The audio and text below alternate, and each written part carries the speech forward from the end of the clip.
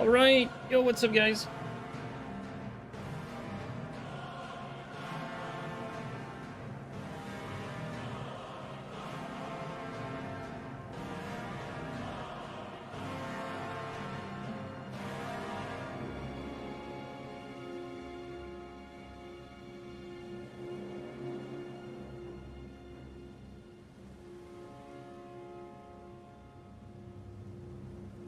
Alright.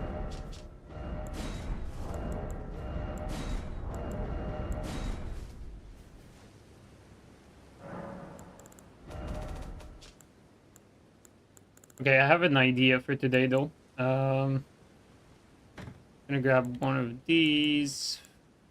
Wait. Item type. There you go.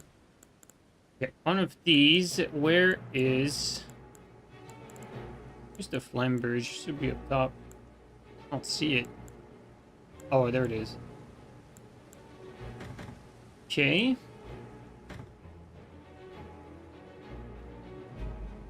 Might be muted.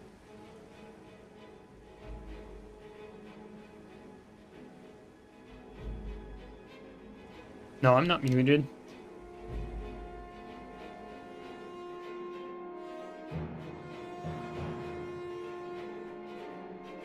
Yo, good evening, Digglenut. Okay, let's grab the axe. But not any axe.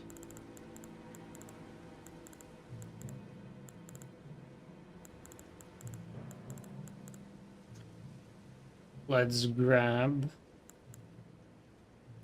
this one.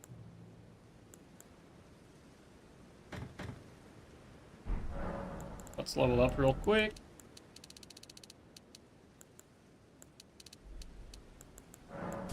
Yo, Gold Mask, thanks for the resub for 29 months, dude. Really appreciate that. When are you getting Sacred Bloody Flesh? Probably when Tarnished Edition drops. Until then, I don't think I'll do like any sort of farming whatsoever. But guys, should be interesting today because I want to try something like this, right?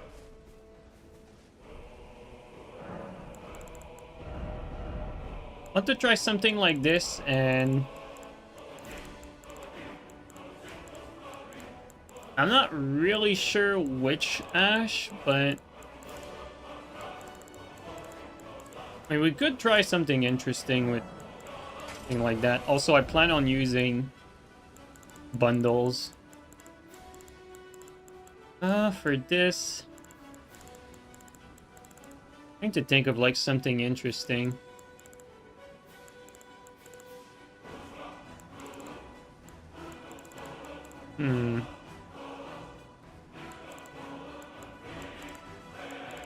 Maybe VHS, just to be safe. Or, I mean, if I don't know. Yeah, let's go VHS just to be safe, actually. Okay, we're gonna go with this. And maybe for now, no damage stuff. Gonna go with this. Honestly, I'm not too sure about this ash. I mean, it could be interesting, but fuck it, let's give it a shot.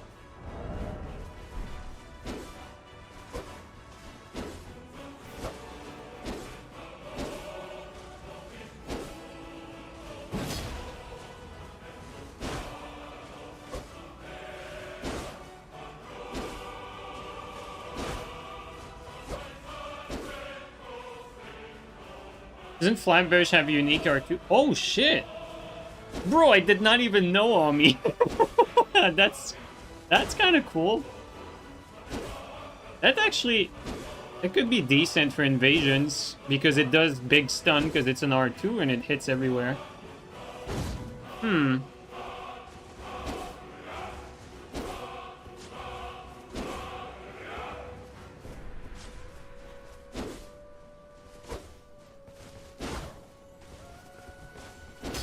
Trying to think of like what I'm gonna do with this. Yeah, recovery is really bad.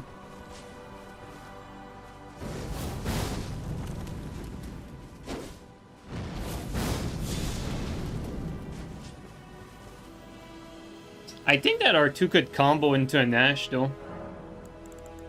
Not this one, but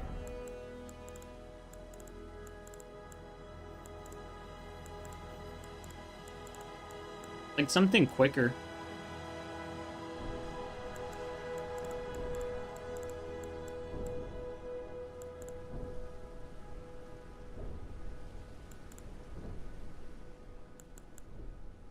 That spinning gravity could be like kind of funny, honestly.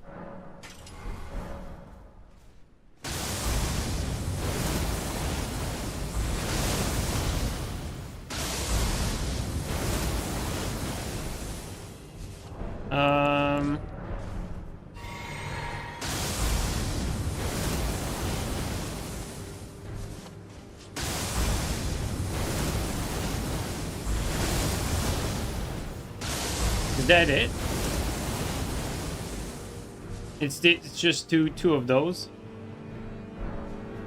Proc bleed with it, maybe? Yeah, that's what I'm thinking. I mean, we're gonna try different things, but yeah, the idea would be to proc the bleed.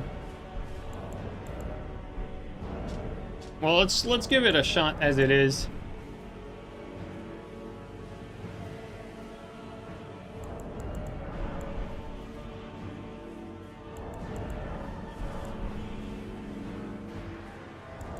I'm not really sure how good the Hype Armor is with that Ash, but we'll see.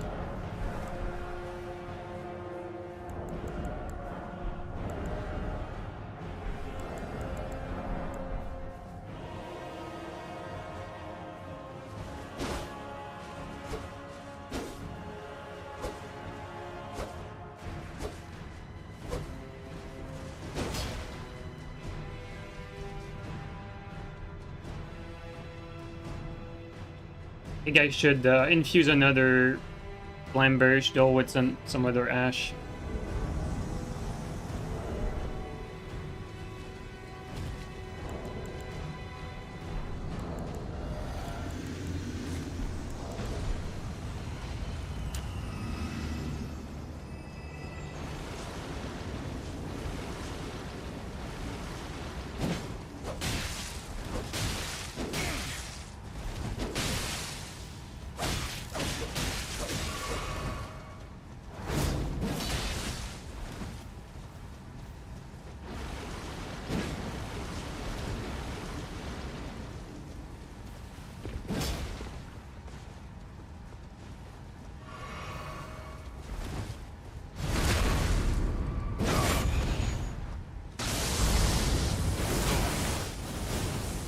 Well, did we even do any damage?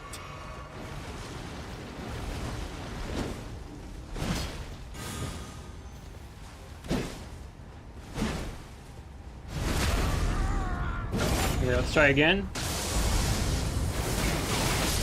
There you go. Oh my god. Oh my god.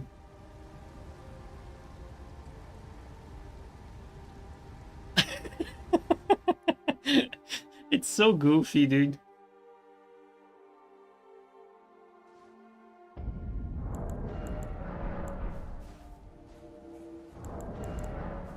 We're gonna need to figure out like what's the like the proper chain of roll catch, you know what I mean?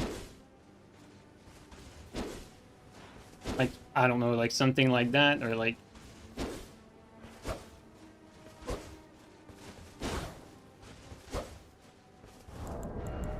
you were not expecting that to land. Honestly, like, I'm not expecting, like, anything. Like, I have no idea what I'm doing. Maybe Storm Stomp R2 works? Maybe. Let's put one with Storm Stomp.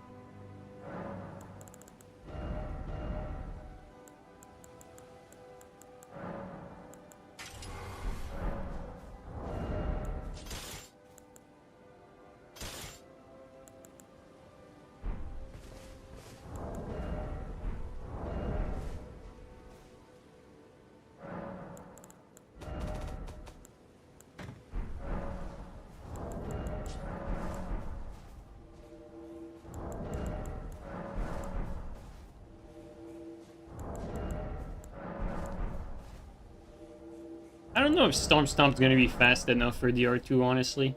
I'm uncertain. Because that R2 is actually, it seems fairly slow. I mean, we're gonna see, I guess.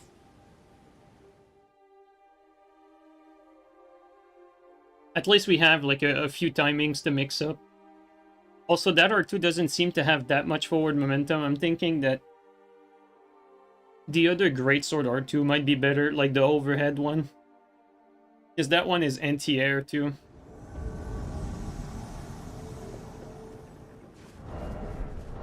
Because like the overhead one seems to have more range and probably like at the end of the day, like it's probably similar tracking in 1v1. Against multiple people, not sure, but...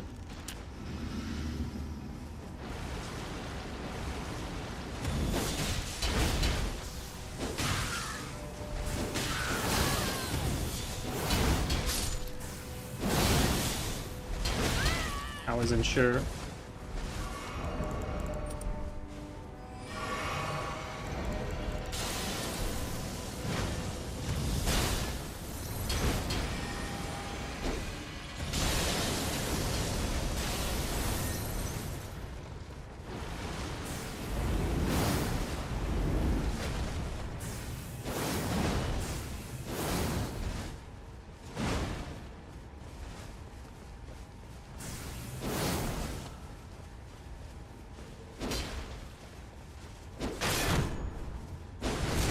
What?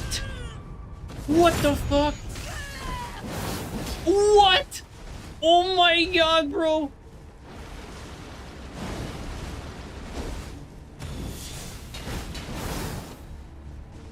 I keep getting robbed, dude.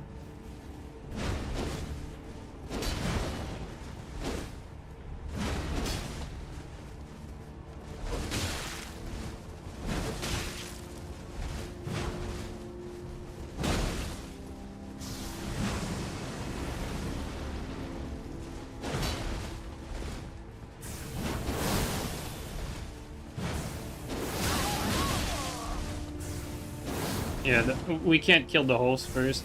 This net's too shit.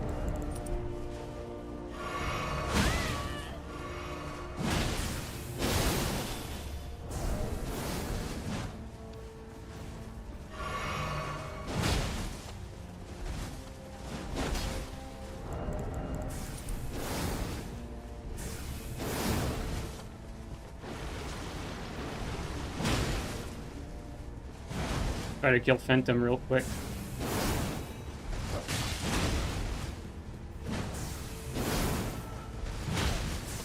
Alright, there's barely any opening.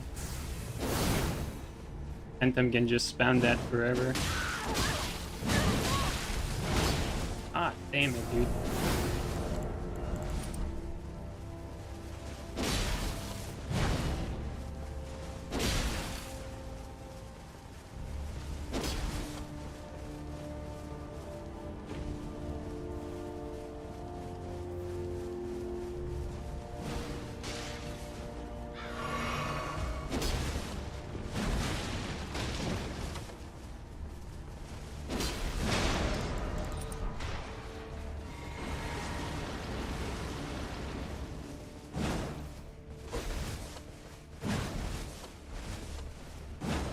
I'm not like I'm rolling because like the last few times that he did it, like he hit me like on a desync pretty much afterward.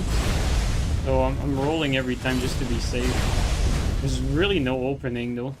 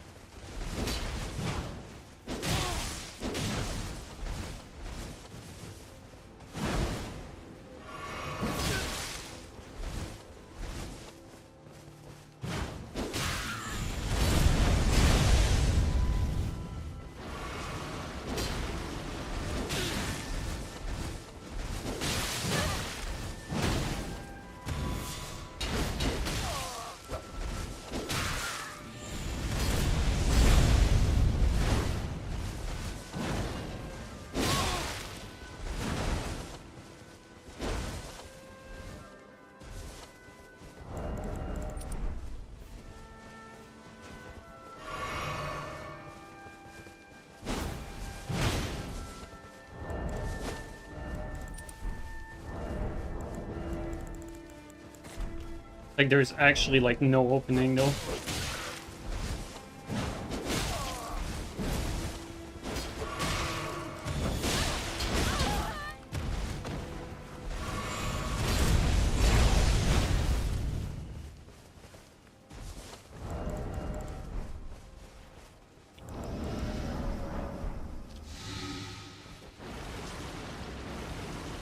This is one of those where a Colossal would be needed.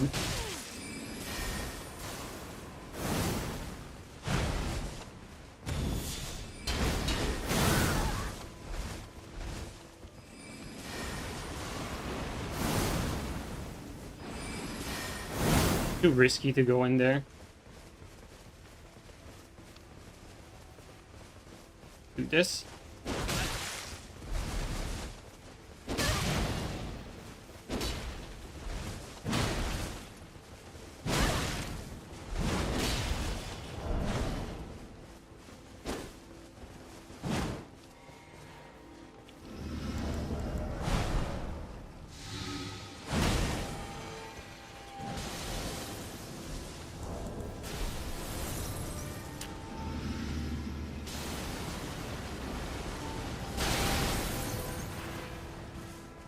Okay, should be out. There you go.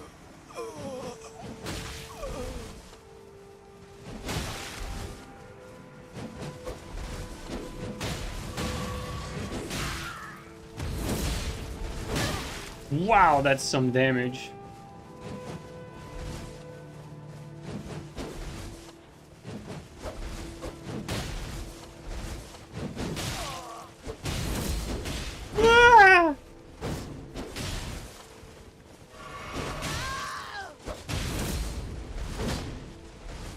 Let's not play too much with fire since he healed. Let's heal back. I'm scared that we might get fluked by this guy.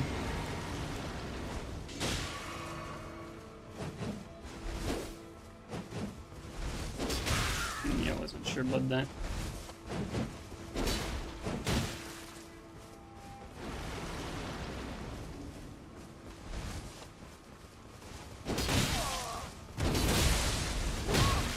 Not sure about that range though.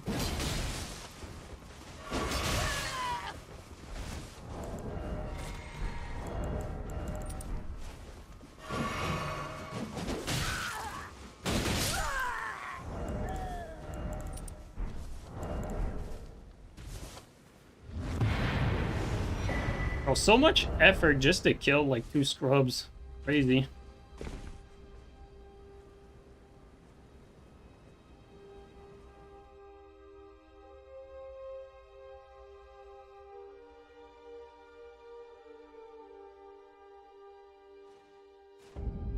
Yo, Peril, thanks for the raid, by the way. Really appreciate that.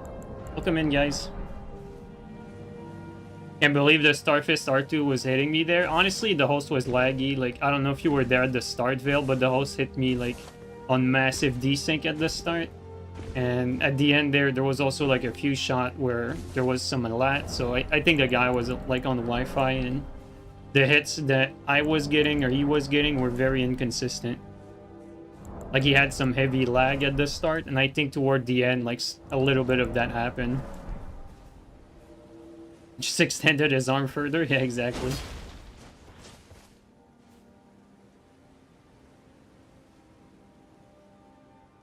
feel like Spinning Slash goes better with Flamberge. Well, I'm sure you guys have noticed, but the Ash I have is Spinning Gravity Thrust, so... Let's just say I'm not using that because I think it's good. I just want to try it.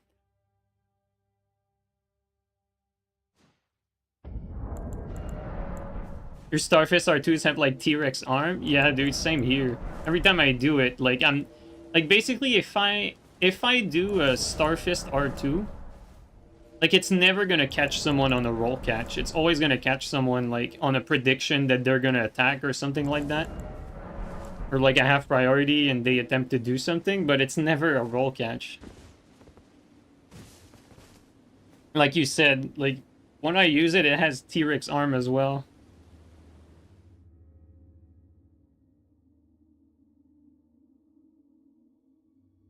Can't wait to see Gravity Trust. We actually got a kill with it earlier. Like the first invasion we got, we actually got the host with it.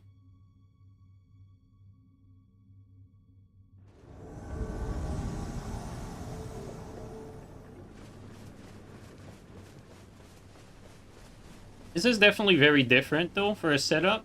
And obviously I'm gonna look out of my element.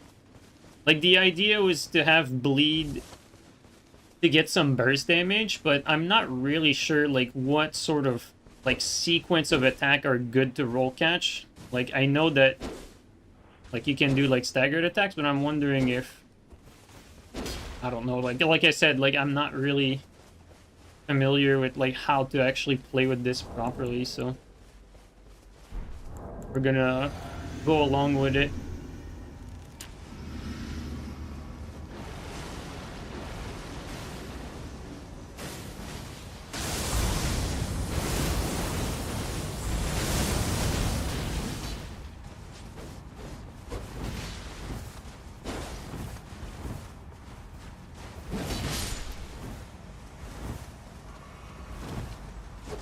Oh my god. You guys see that? Guy has insane lat.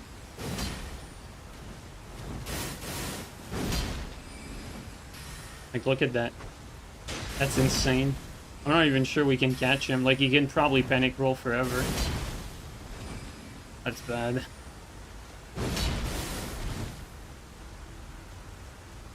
Honestly, with lat like that, I might indulge a little bit and just, like, TS the guy real quick and then fight the host afterward. I think that's what I'm gonna do. Sorry, fellas, but, like, this net is just, like, actually too shit. Yeah. Right, let's go back to what we were doing. What a shit player.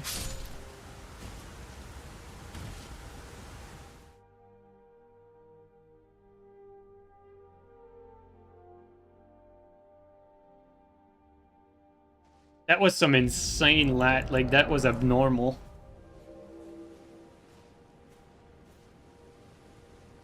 I think that was a good call to switch to TS though.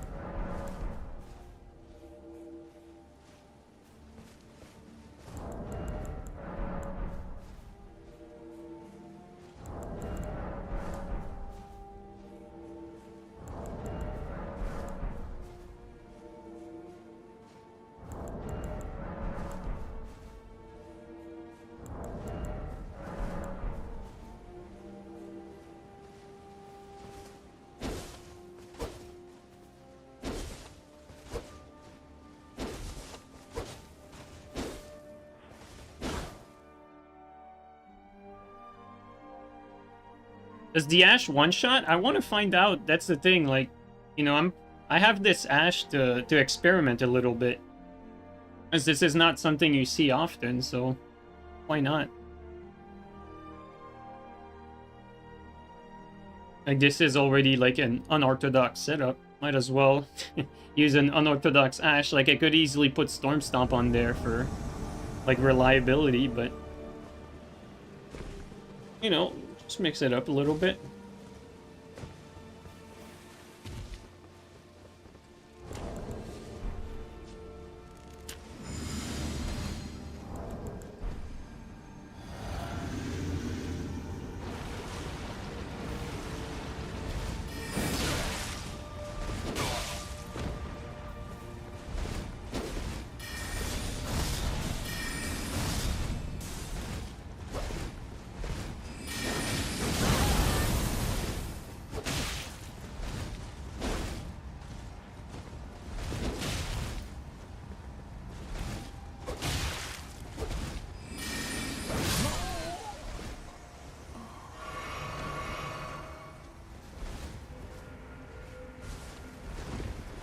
Great light roll. Here we go.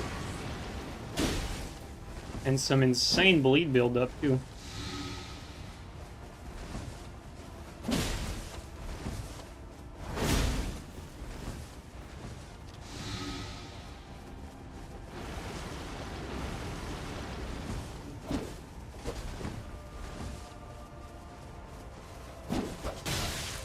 Yeah, light roll saving him there. Oh my god, what do these people have such shit net? Man, I feel like elevation saved him a little bit there.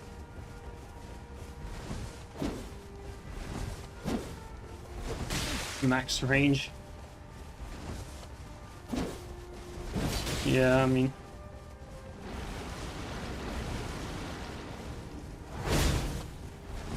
yeah, I'm gonna catch with that. Just shit net, light roll. Bro, I cannot believe this hand axe is catching his shit net. Oh, that hit Hurley, actually. Actually hit Hurley with that. And, bro, these people in their garbage net, like, this is gonna make me go nuts.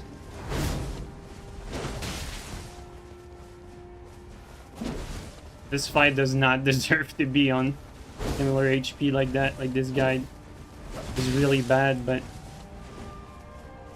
light roll and shit net will do that.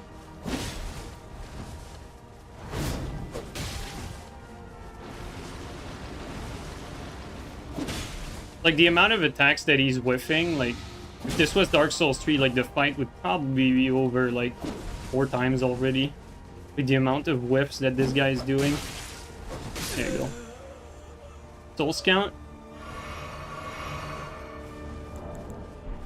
Waiting for Soul Scout. Yeah.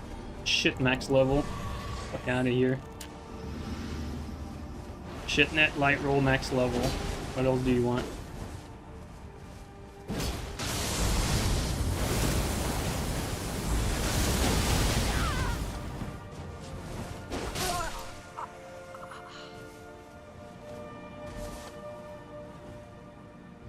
Yeah, it was 600 plus.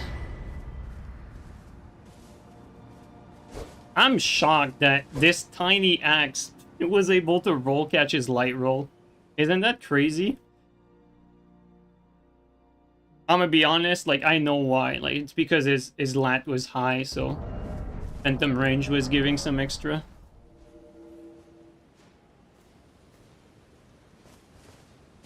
But, like, the fight should not be close, like, HP-wise. It's really just the result of the game being kind of shit for PvP. Because the guy was, like, completely clueless on how to play the game, but because this game does not really punish bad plays with the shit recovery it has, like, the guy can whiff over and over and over and over again. And because he has light roll, and because he has lat, he's still unpunishable. Like, I say unpunishable, we still punished him, but... like, under normal circumstances, like, he would basically get punished every single time. Now he's getting punished, like, 1 time out of 5, maybe. That's not on him, though, like, you know. That's the game's fault, not him. But it is frustrating to play that. It doesn't feel fair. Even though I won, like, it's not fair because I should have won, like, way more convincingly. Even with the setup I had. Because it doesn't matter which setup I have, like... you know, if you whiff, you're supposed to get punished for every time you whiff. That's how Souls game work.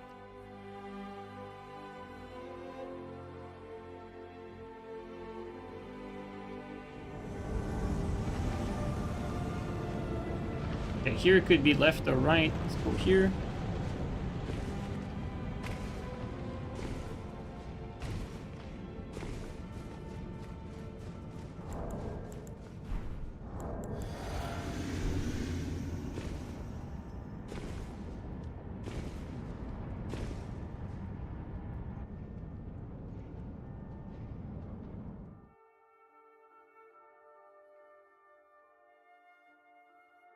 Yo, Rugburn, thanks for the Prime resub for 6 months, man. I really appreciate that.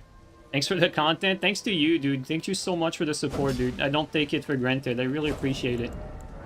Very kind, man.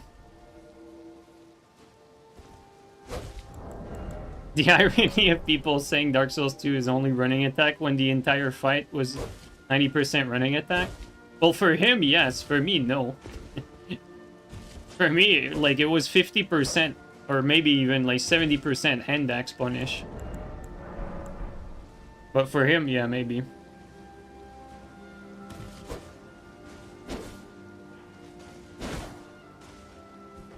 And then if you count the other fights, I pretty much used all the attacks I have, so I wouldn't say I only used running attacks. But I'm gonna assume you meant, like, for him. Sorry about that.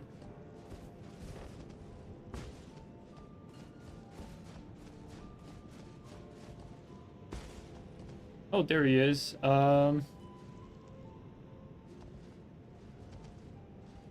That's the wrong branch, bud. I'm actually, guys, I'm kind of excited to try this Ash on this particular location.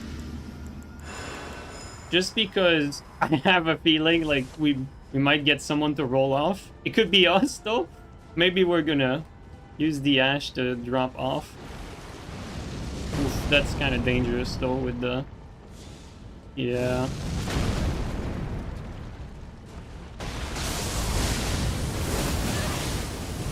Yo! Good thing I went the other way. We went completely above them.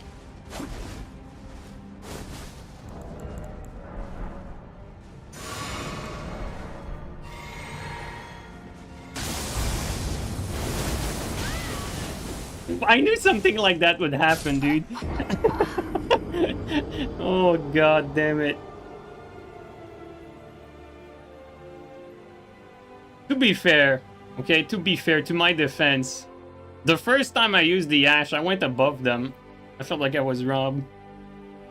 Dead by anime? Yeah, I kind of had a feeling something like that was gonna happen, but I felt like I was lining him up straight, but I think I should not have locked onto him. That was a mistake.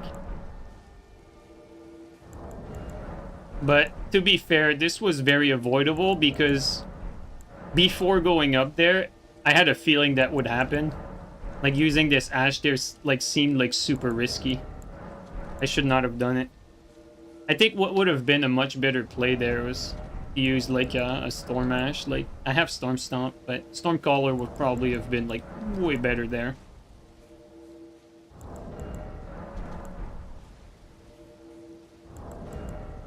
Like this was one of those like super avoidable that just like you know the moment you're pressing that up there that you're basically gambling that you might just throw yourself off.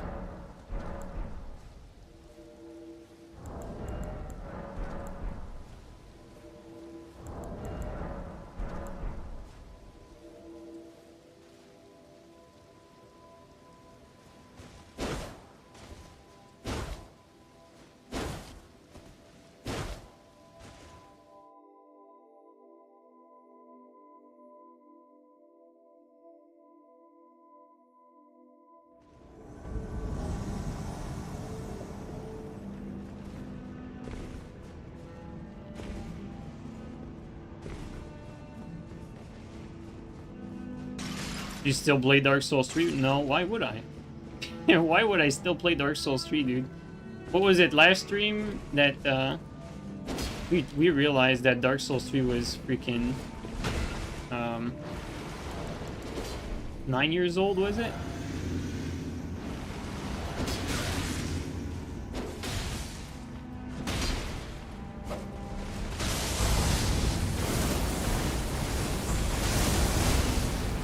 Interesting. Wow.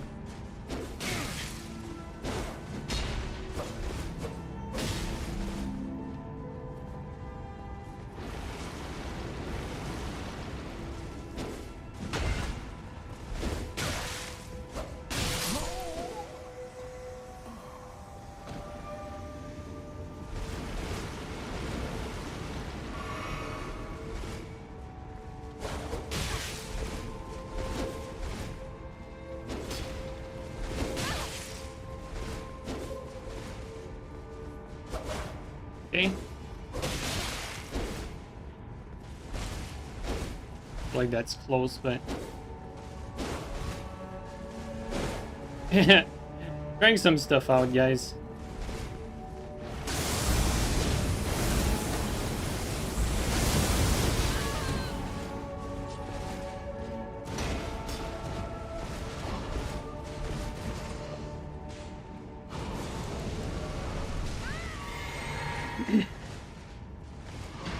But he's been was nice to me. I'm gonna let him get killed by the dude, honestly.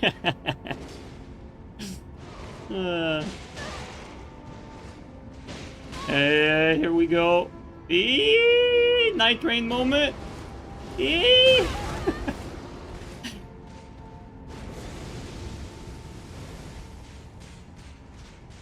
Bets are off, guys. You should know who's gonna win by now. Uh-oh. Uh-oh.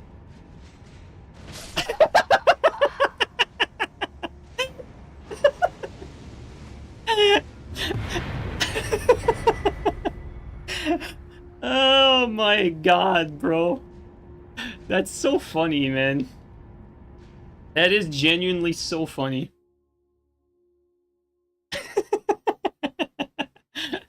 I feel so vindicated to have, like, to have left him fight this knight instead of, like, double teaming with the knight. Like, this is just so much better.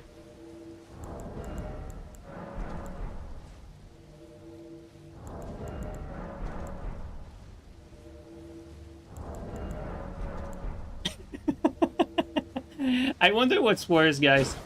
Dying to an invader, or dying 1v1 to a PvE mob in front of an invader. What do you guys think? What's worst?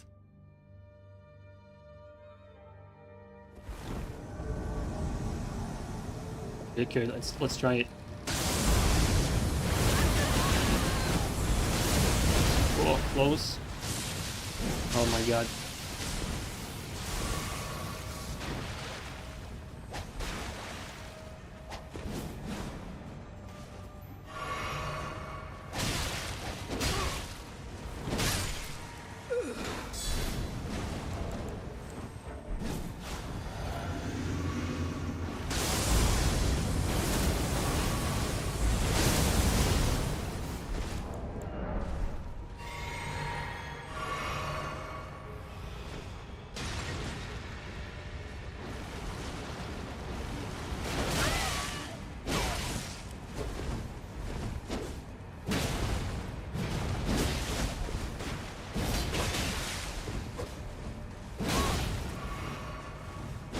Close.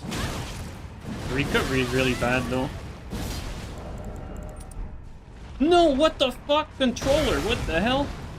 Dude, I pressed Estus and the controller gave me that. Like, I swear to god, it's these stupid D-pad that are not, like, separate buttons. Like, one piece of plastic and it fucks you up.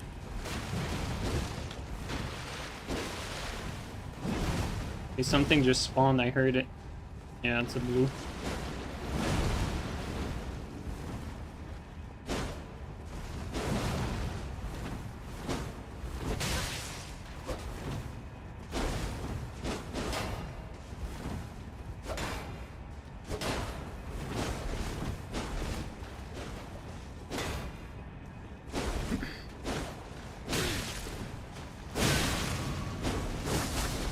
Oh, that might be it.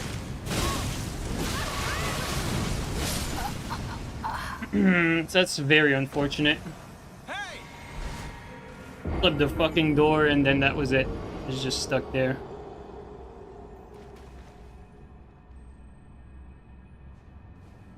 The moment I touched that door, it was pretty much guaranteed that, like, there was, like, no play.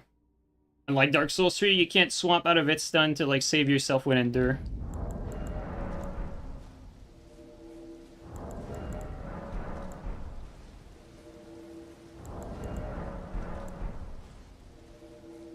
That's unfortunate. Like these are the sort of invasions that we can easily win that too. But that's really all it takes. You get stuck on like one object, and then all three people body block you, and that's game. Doesn't matter what you do. There's no plays after that. If you don't have Endure already equipped, there's nothing you can do.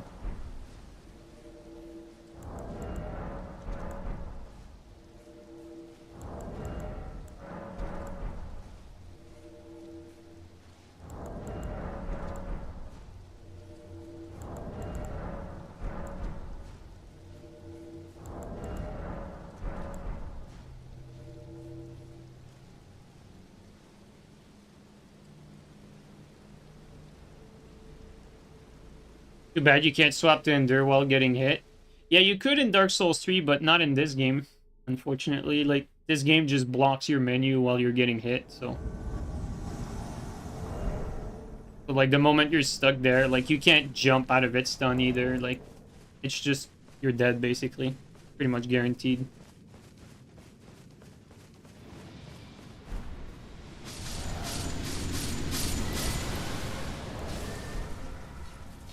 How dare you kill Steel's brothers like that?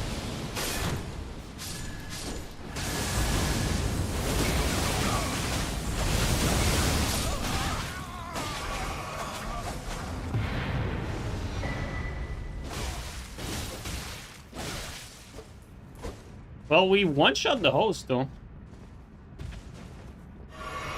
That was interesting.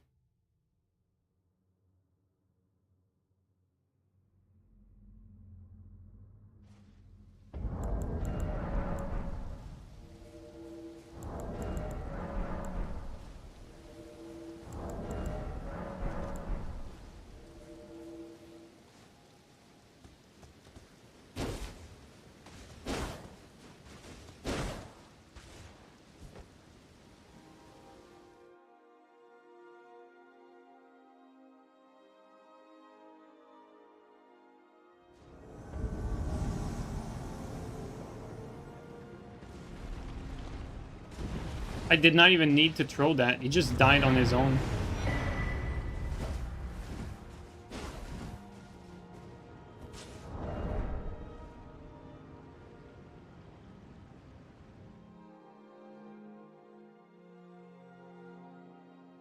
You're still salty, Great Swords lost stance? Not really sure why they lost stance, because stance was never really... it was never really good on Great Swords.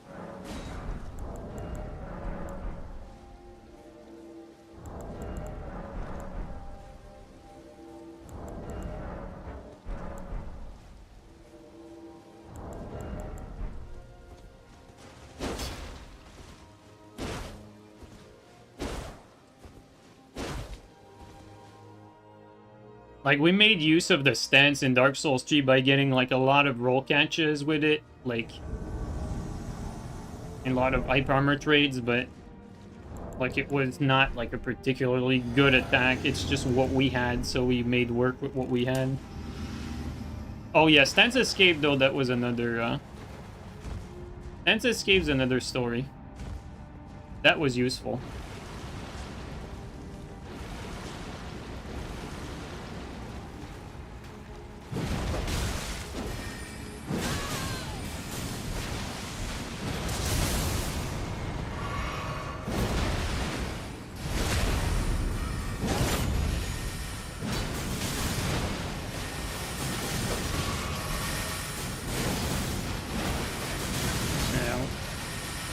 This game is just great, what can I say?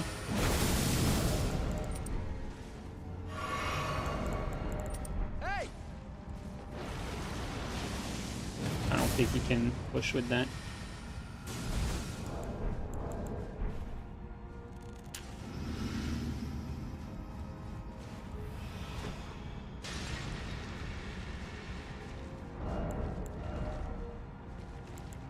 Oh, come on, game.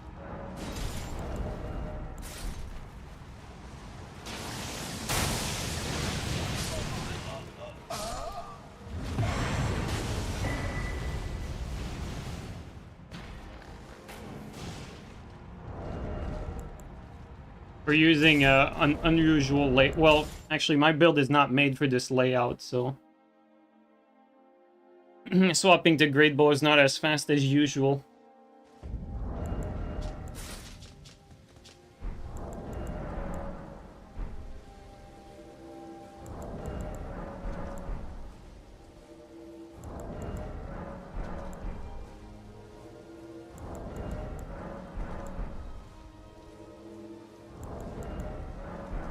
You like how I selected the host out of the 3 targets? Well, when you have an opportunity to win these, like, either you take it, or maybe you might regret it later that you decided to go for the Phantom. you can easily get bullshitted by like a blue spawning and just getting unlucky like the invasion before that.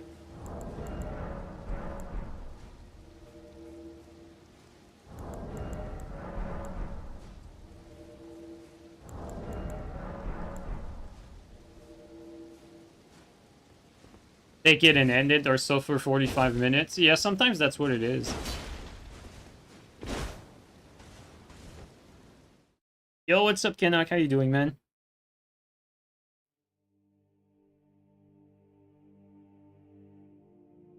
Maybe I should go for what's it called? For Stonecaller.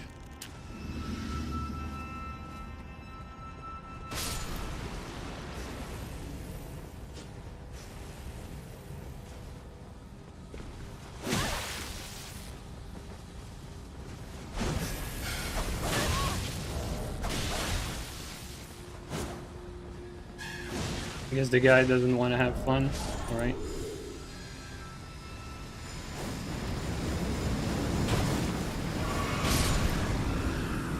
Go running into something.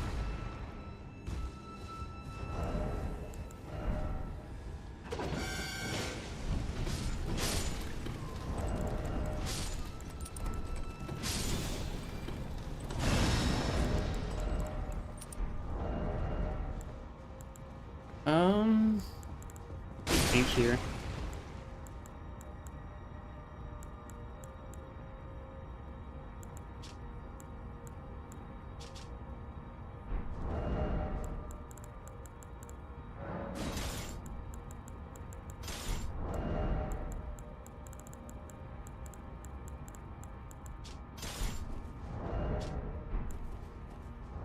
Go with that.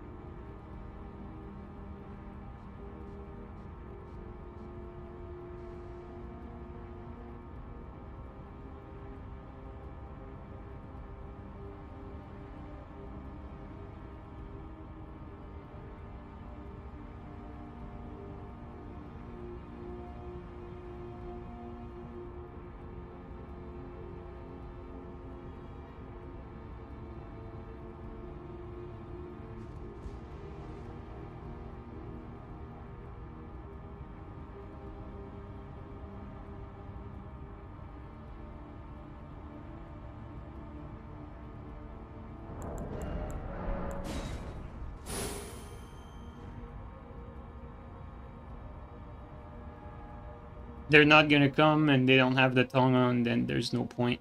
Like, they're just gonna camp there, and I'm not gonna be able to do anything if they just sit there and stick to each other.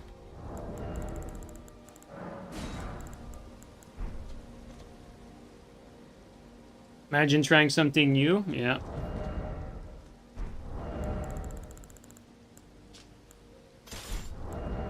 All right. Let's go back to that. So let's see what we can put on that second axe, though.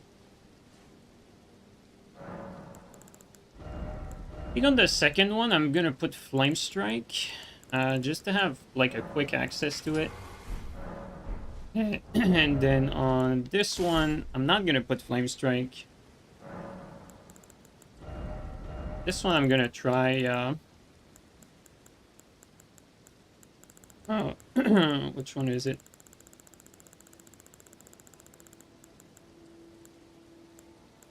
Let's try Stormcaller. A lot of people wanted me to try it, like more than a few times.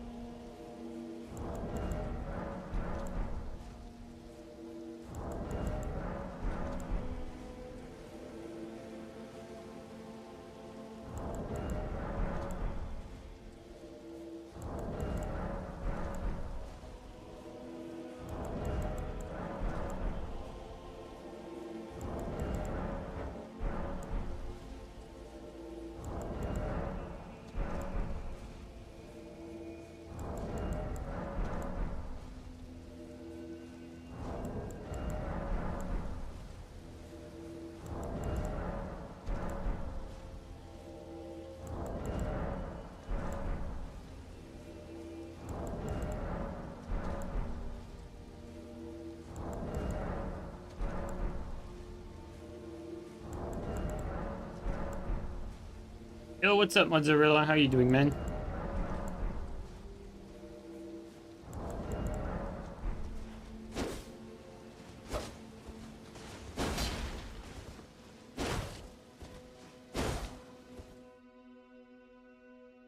The activity is slow lately? Yeah, pretty much.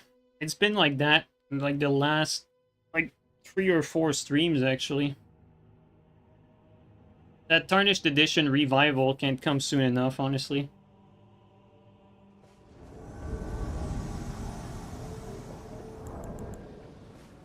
Do a little buff.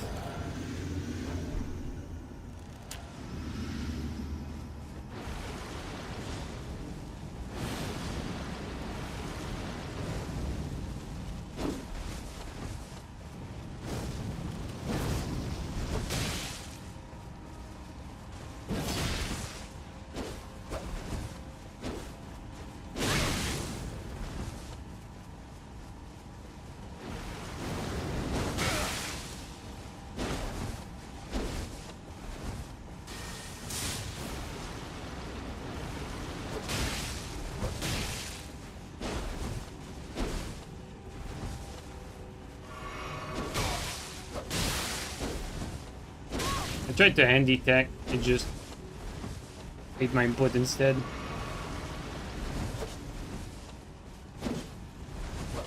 What the fuck is this dumb game, dude? Holy shit.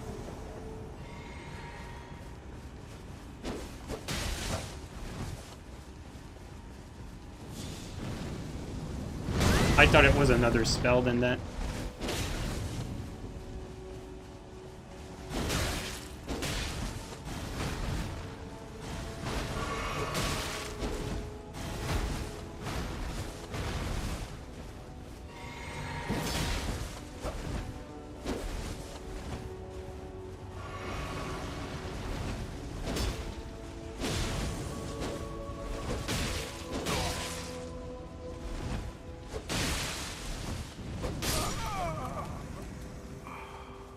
This game sucks, dude.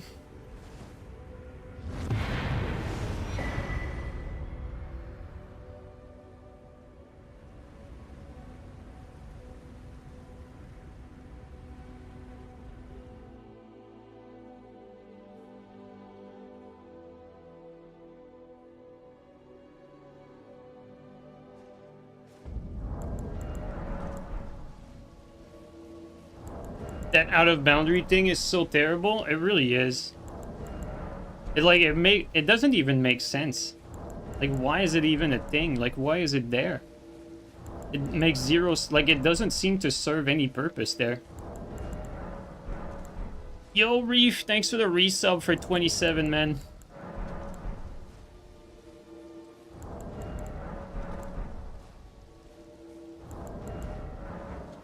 So far, the setup is getting carried by by the hand axe.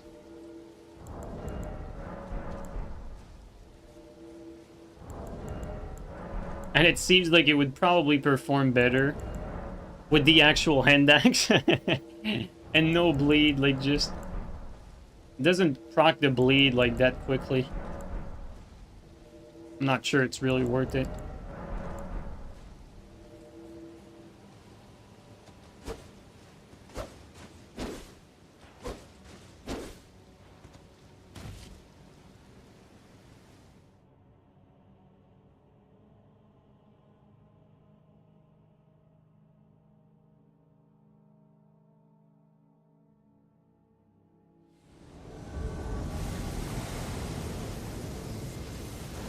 The max level.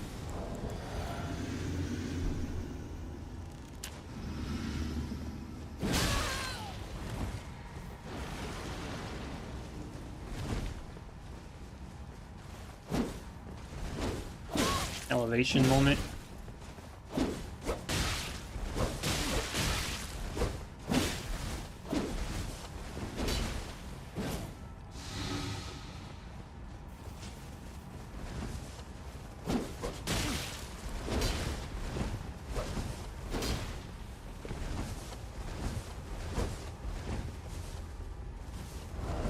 Yeah, I can't swap, I forgot.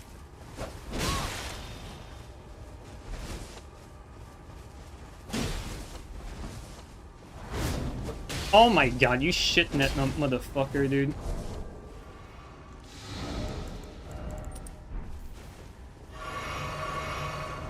Like, he's pretending as if this is a duel. Like, these people are stupid. Like, they're actually, like, idiots.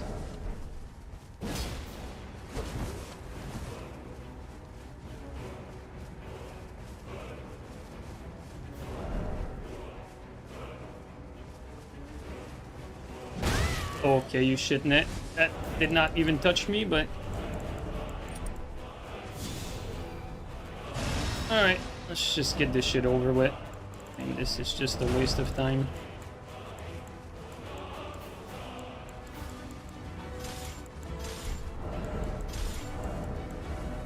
This is like the mentally challenged invasion. Let's get this over with.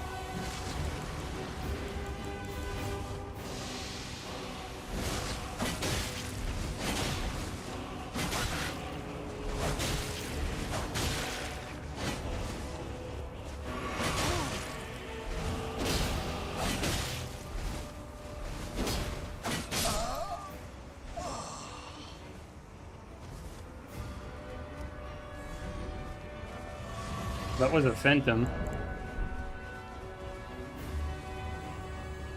Kill this guy now.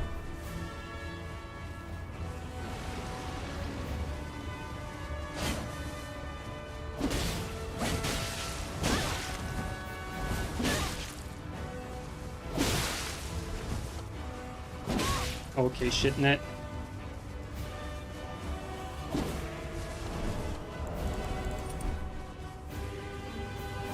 Okay, shit net. That's why I got hit by the last one.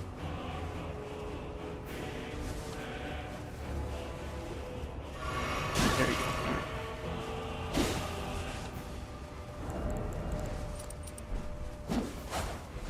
Oh my god. Bro, like, this guy's net is fucking trash. Like, holy fucking shit. Garbage net.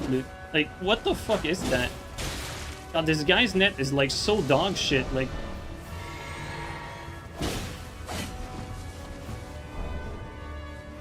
That's insane.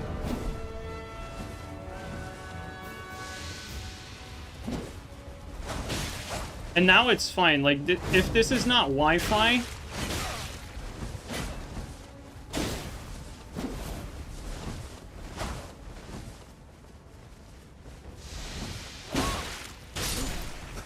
Garbage net, dude. Holy fuck, like... What a shit player with shit net.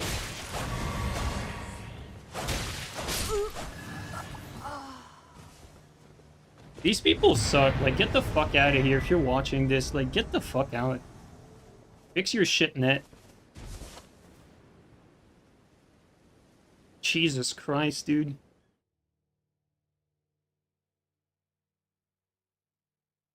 Why is it duel now? Because these people are legitimately, like, weirdos.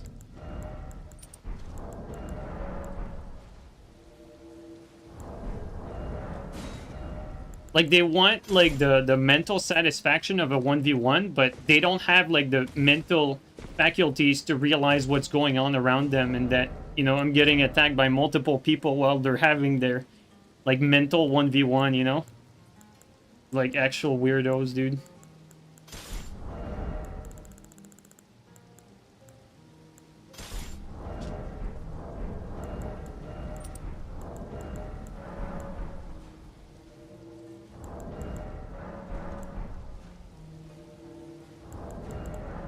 Was that Chango? No, Mungus. First of all, Chango is, like, actually, like, you know, like, he can beat tournament players. Like, he's good enough, like, to do some real gameplay. Like, not like that. And also, like, Chango actually, like, we're cool now. Like, he went, like, he talked to me. Like, we talked a little bit, apologized and everything. And, like, you're never gonna see that thing happen again. Like, he's over that shit. He doesn't really care about the game much anymore either.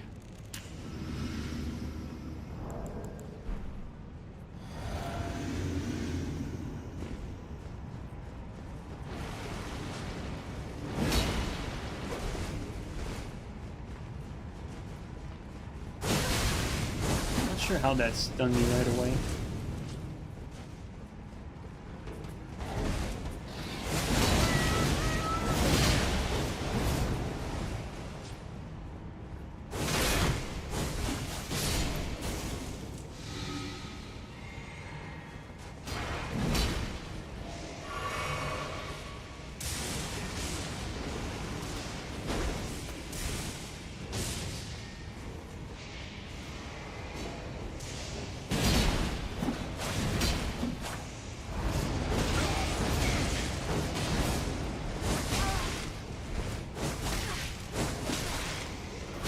This guy is just tickling me.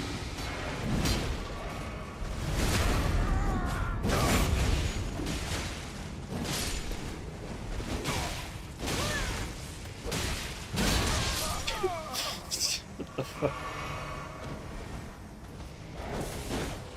Great player, dude. What a classic. What a great player. It's totally a 1v1, just 3 1v1 against the same opponent.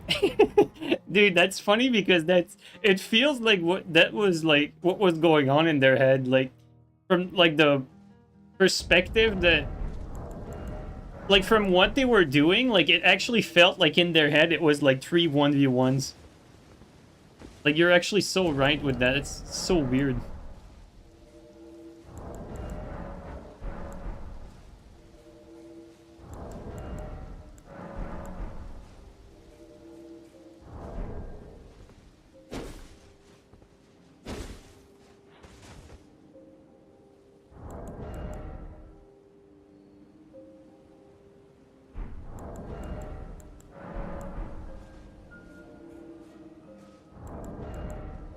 I thought Core Spider didn't stagger easily. I think what happened, like why I got staggered right away, is it does more poise damage if you get hit by the blade of Corpse Spiler and the Wind Slash.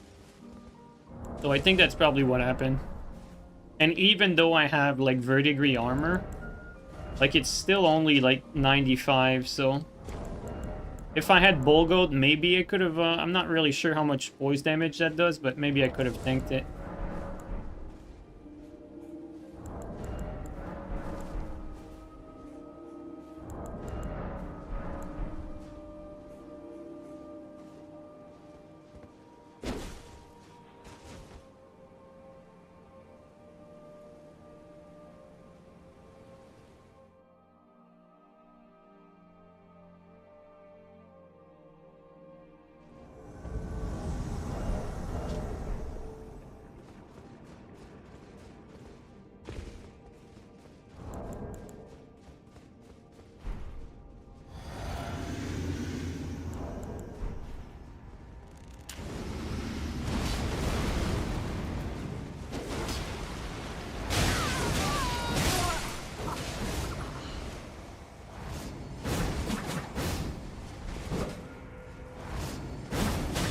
Oh, come on, give me that.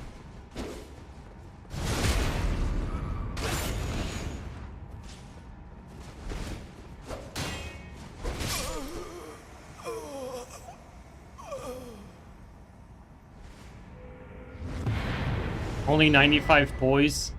Wait, only 95 poise numbers are crazy in this. Okay, sorry, I misread that like 3 times. Only 95 poise numbers in this game are crazy. Yeah. Yeah, like you need a crazy amount of poise in this game to resist like stuff that should be like basic, and then max poise doesn't make you tank stuff. Things that every build should, you know. It's like, it's completely backward. Like, I've always been of the thought that the poise system is a bad system.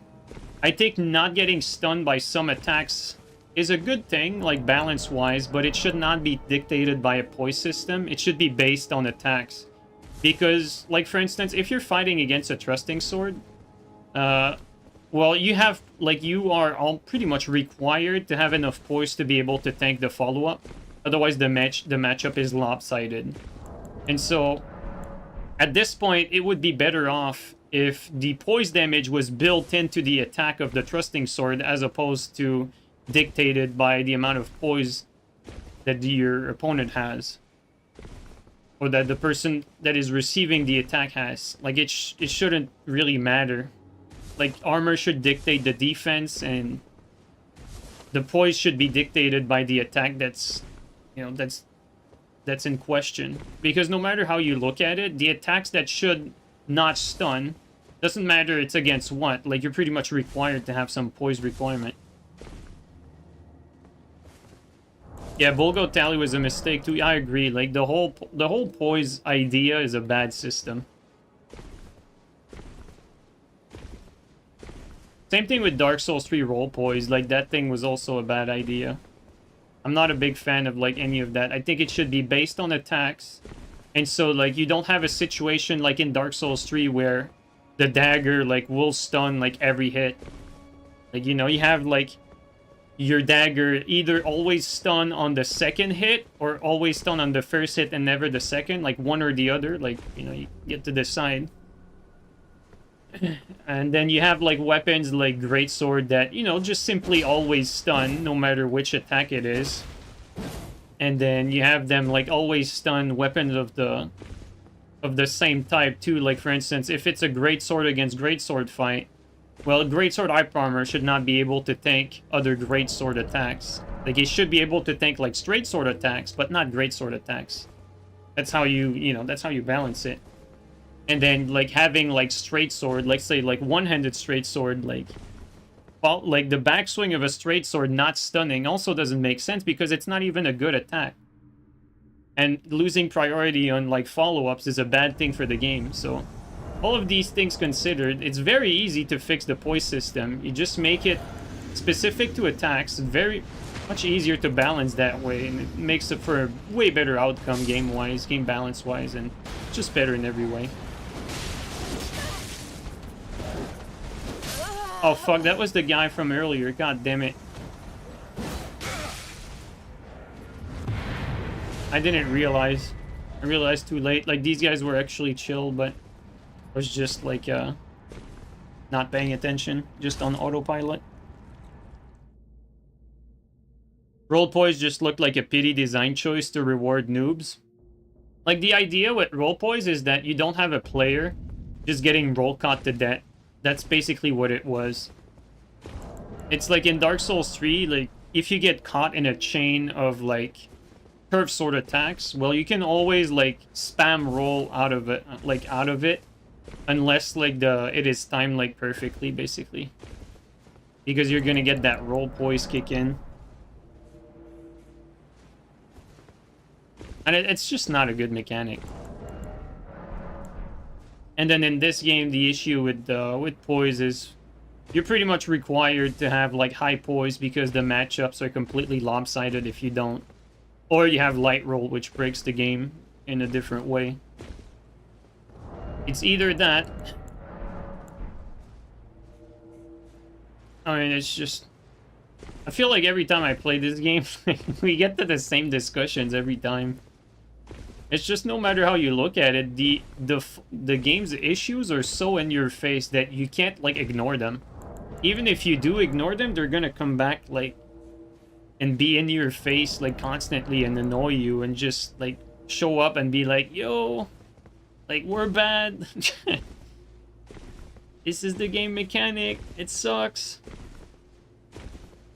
Makes no sense. It's stupid. The solution is easy. It's right there. All you have to do is make it so that poise does not exist. It's attack-based fucking stun, not based on poise.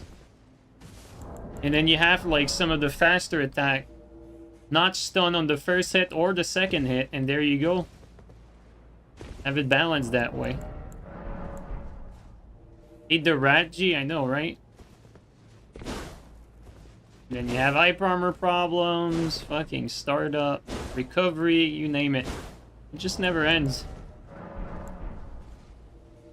Really unfortunate because, man, when I think about this, like you give this game like like a proper update made by people who understand the game,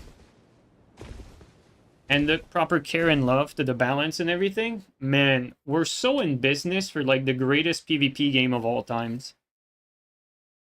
But it's just not gonna happen, not with FromSoft.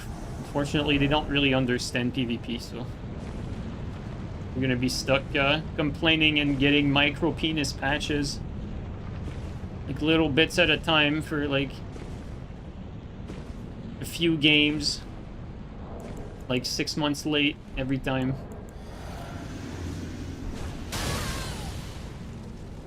I was about to say, like, I felt like I dodged that by just walking away, but he is also lagging, so doesn't matter. Let's try, oh, nice. Try this. Interesting.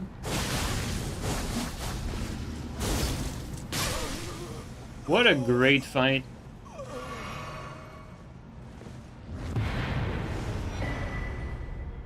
Micro Penis Patch is a new character in the Tarnished edition. Yep, Lord Master told you himself. It will never make a good PvP game? That's false, dude. Armored Core Verdict Day was, without a doubt, like a superb PvP game, and it was made by FromSoft. Unfortunately, though, like FromSoft is an entity, and the decisions that they make are never really like from the same individual. Like, I don't know how they do it. If it's a caucus, like if it's like one person, multiple people, like who approves it, all that stuff. Like Miyazaki is responsible really mainly for like the art direction. I don't really think we can put the blame on Miyazaki like entirely for the gameplay. Like he definitely has the last say in the product, but like I don't expect Miyazaki to know everything about PvP gameplay. Like there should be someone at FromSoft that is very good and knowledgeable at PvP, who understands, you know, the ins and outs of the game's mechanics, and that has like power over the PvP decisions. But that's just not the case. That's not the case. I'm sure there's some people at FromSoft that are actually, you know, that have some good ideas, and they probably understand like a thing or two to make like attacks like strafable, like the Albert attack or stuff like that. But then it's overshadowed by other people that are at FromSoft that clearly are completely clueless about what this game needs or how it works or how it should work, and they create stuff like Bloodhound Step at launch, which has insane iframes and insane invulnerability. Like they just have like only an artist brain and no designer brain that has a focus on gameplay. Just want things to look good or look cool. FromSoft will hire ladder players. Well, if ladder players make these games, then the game's gonna be bad in another way. You know, like, just look at the fucking ban list for ladder. Like ladder players are like the other extreme. Like, you know,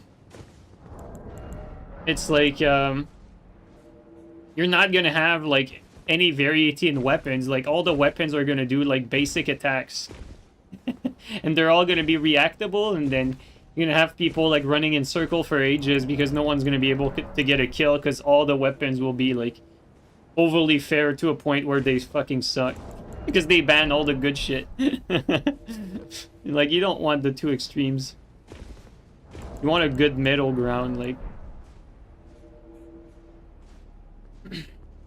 you don't want stuff that's completely broken, but you want good weapons.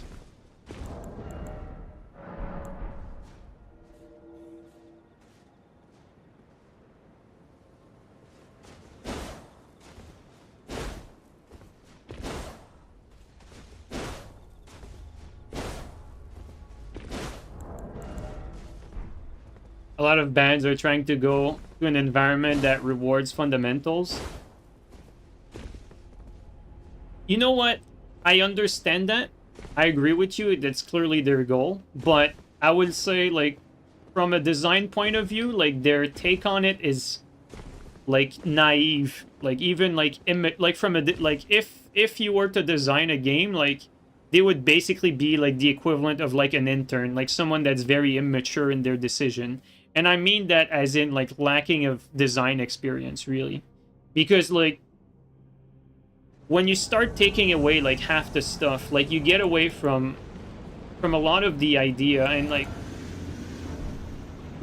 you have to understand that this game is not like Dark Souls 3. It's never gonna reward, like, spacing and timing as much as some of the prior games. Oh, this guy actually does a lot of damage on his cat. Oh, just realized I have a teammate there.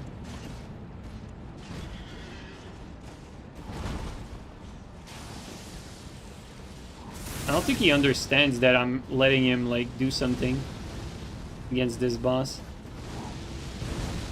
They seem to want to do, like, a... Okay, never mind. Just running for the fog while lagging.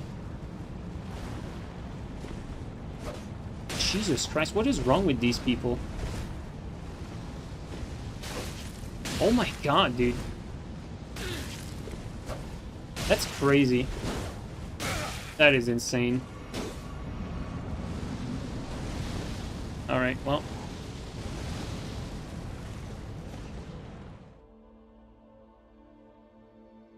Like Ami said, like now all the matches are backswing setups against backswing setups. It's like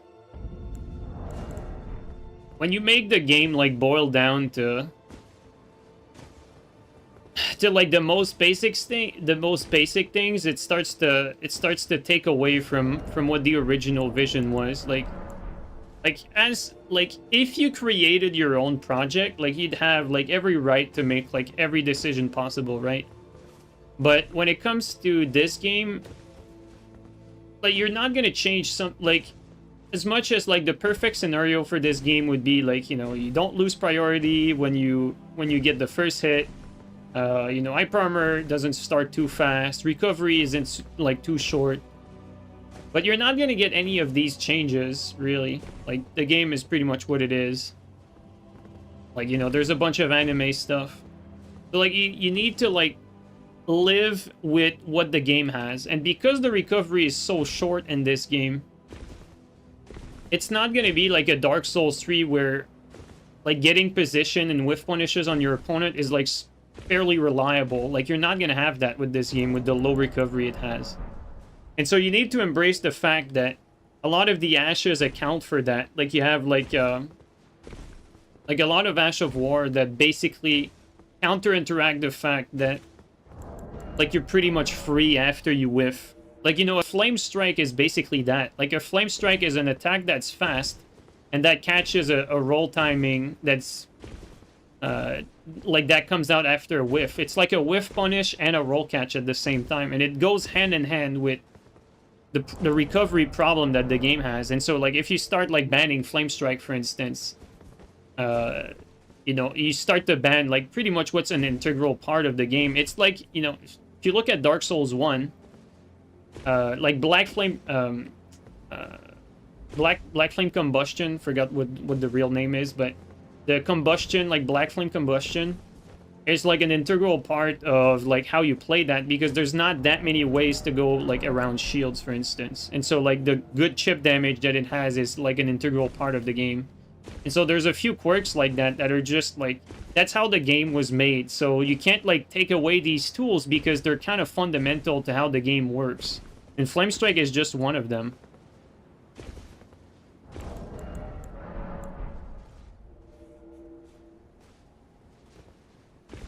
And it's the same thing with other strong ashes, really, like Sword Dance and that sort of stuff. That's just how the game is. Like, for instance, it's stupid to remove, like, Sword Dance from, like, all of these fast weapons, because all it does is, like, Sword Dance is one of those ash that lets you keep priority after you get the first hit. So, like, if you're doing, like, a Shamshir battle, like, you could technically just spam R1 against Shamshir, but technically the other guy can just attack out of its stun, and you can reverse priority that way. Like, Sword Dance is there to prevent that. You keep priority. Like, if they try to attack out of it, you're still going to be in priority because you have the Sword Dance that keeps you priority. Like, removing stuff like that is counterintuitive to what the game has. If the game did not have priority problem, then, you know, removing Sword Dance or banning Sword Dance would make sense. But because the game has priority problem, removing it is stupid. It doesn't take into account that it's one of those tools that let you keep priority.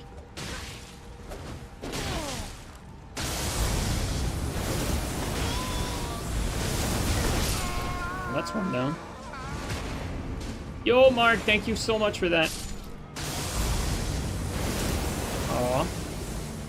Oh, climb.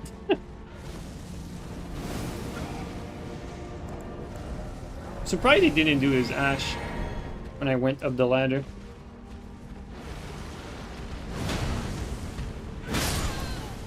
I think the host is behind me. Yep.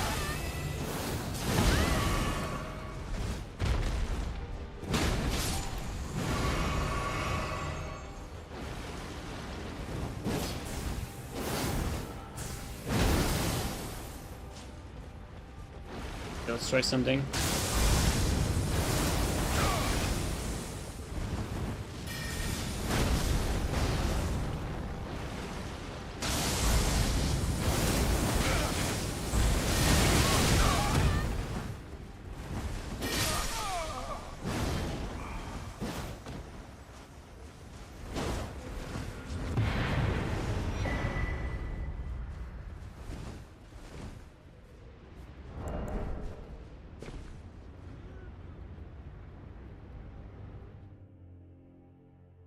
You see the point? People play with Dark Souls 1 with Dark Bead on comp for a reason. Yeah, basically, like, you know, even though, like, Dark Bead, like, is stupid and whatever, it's like, at some point, you need to embrace what the game actually is. Like, from a player perspective, if you were to design and create your own game, like, you'd be able to make, like, decisions for all of this to be cohesive. You know, if you make a game, like, purely based on fundamentals, well, you'd be able to, like, make all the design choices to be around that. But even if the game was, like, purely fundamental, it would lack that little spiciness. Because, you know, like, we all meme on, like, oh, like, X attack or Y attack is, like, well, that's too anime, or that, like, it's just flashy or whatever. It's actually a good thing to have, like, a little spice here and there, to have, like, some anime and flashy attacks. It's just that Elden Ring goes a little overboard with that. But it's actually a good thing to, like, mix it up. Have something that's, like, a little broken, but not, like, too much. Like, sometimes it's a good thing, because you want to have players, like, work around it a little bit. It's like an RNG factor. Like, you can have a little RNG here and there, but not, like, too much. You don't want fights to be based on RNG. There's a healthy balance there.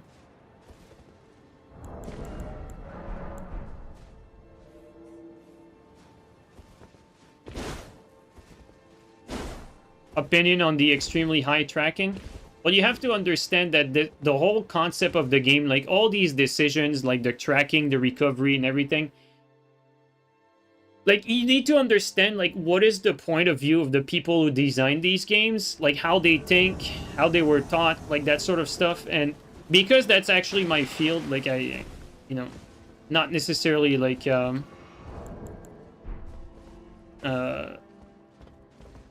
like, I'm not, like, a developer, like a programmer, but, like, when it comes to design and stuff, like, I know what they teach at school, basically. Like, they always, like, for instance, for this game, it's clear that they wanted, like, an emphasis on movement.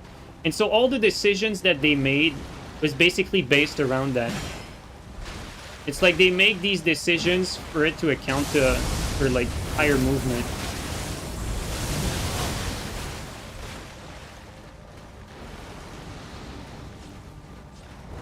I'm thinking maybe this. Oh, come on, man. I think that's a backstab.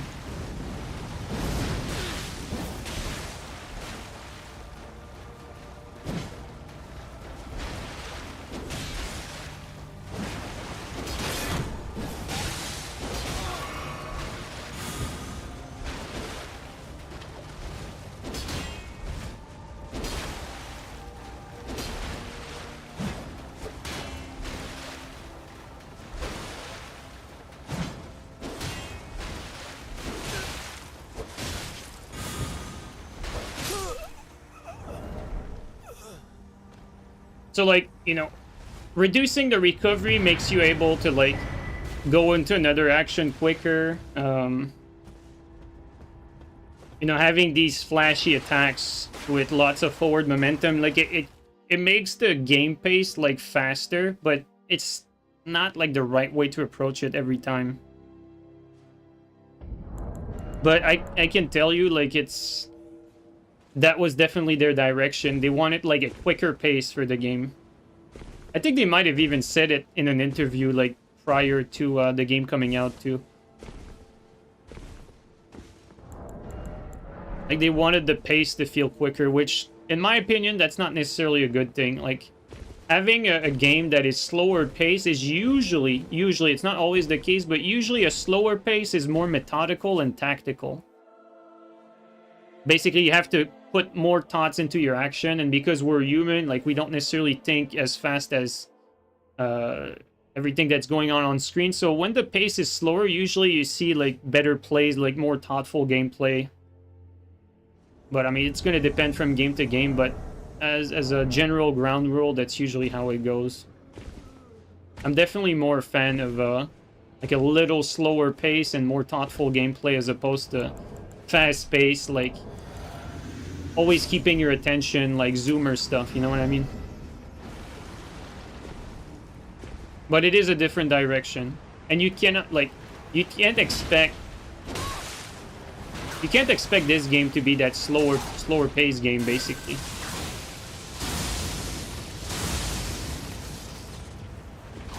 And a lot of people are really laggy today.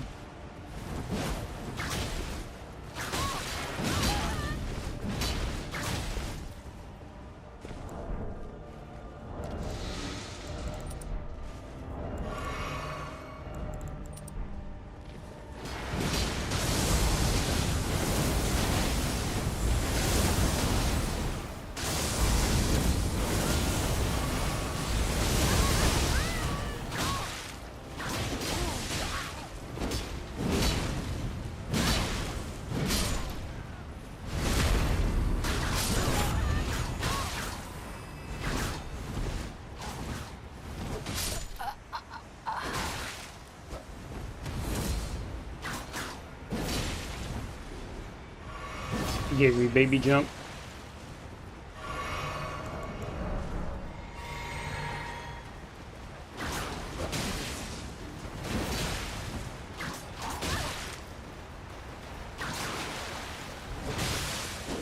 Wow, no range on me there.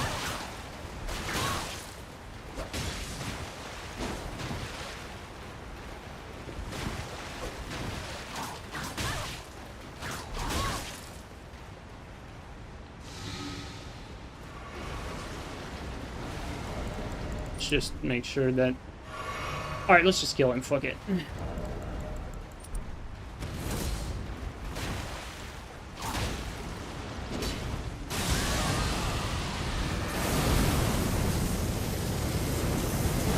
Oh my god, this game sucks, dude.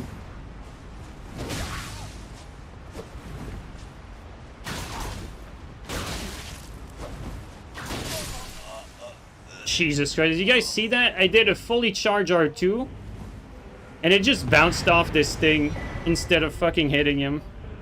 That was like such a robbery. And after that, I only had to, like, time to punish with an R1.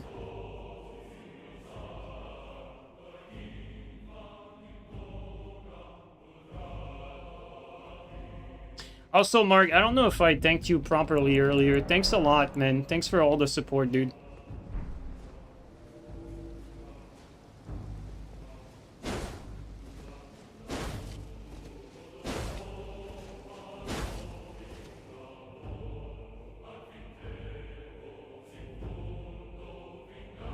Oh, you're just sending positive vibes? Dude, you have a great name. The guy's name is Cumstain for those on Twitch. Oh my fucking god. Appreciate the vibes.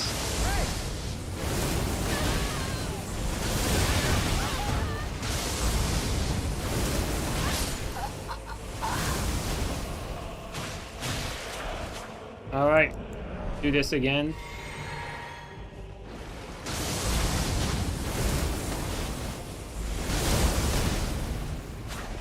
Alright, alright. You know how to dodge it. I give it to you.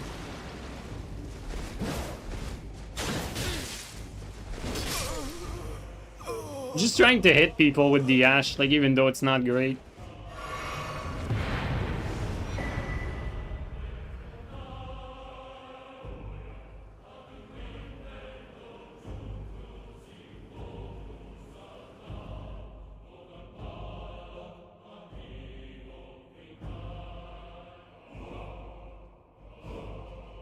That Ash is just a knowledge check. I feel like I've always failed that knowledge check. I always get hit by the... not this, but the last, like, swipe, like, on the second one. Like, there. Like, at the end, like, when your sword, like, ends up, like, on this side. I always get hit by that. I never learned the knowledge check. can just roll in and walk away. Well, I'm gonna need to try that at some point.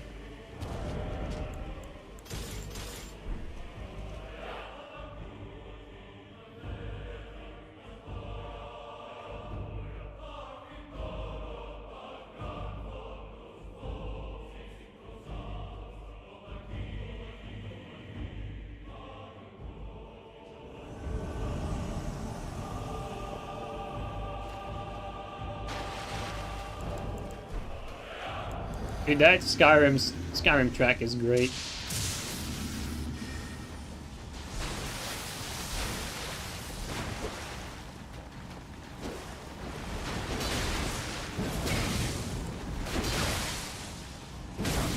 This guy does not care.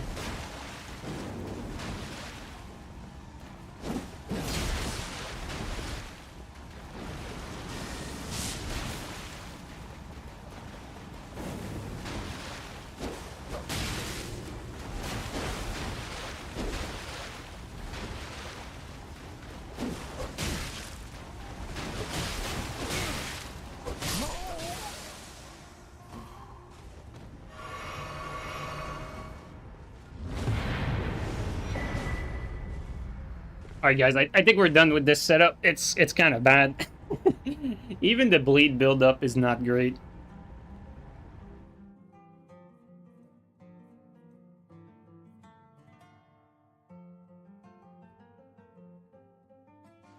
Let's switch our setup. I mean, we did get to try things, but let's use something else.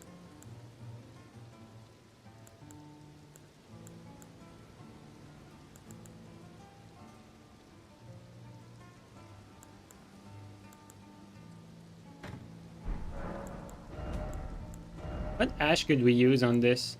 Dude, what if we use freaking Flame Skewer? Let's use something a little unorthodox for a strength build.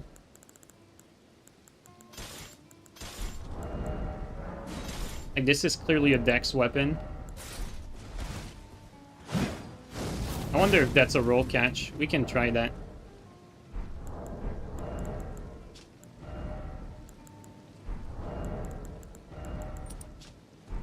Alright, let's try that.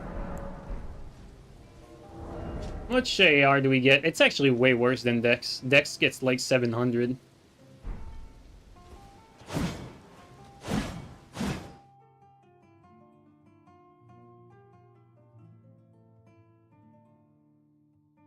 It's not that good of a roll catch.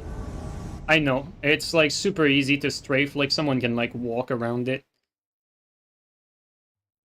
I'm thinking maybe I would be better off to just go, you know, Knight Rider Glaive, but...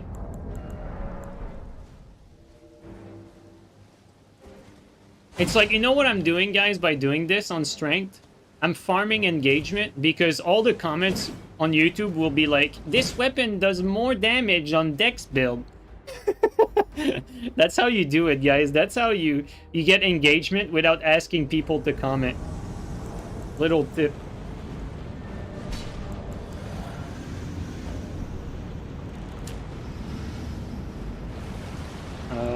Definitely want this.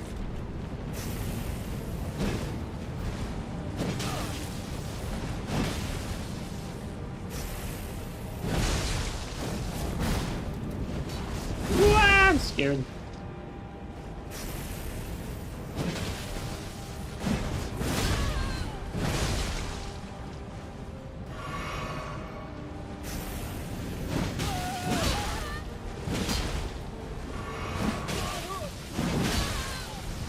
Okay, perfect.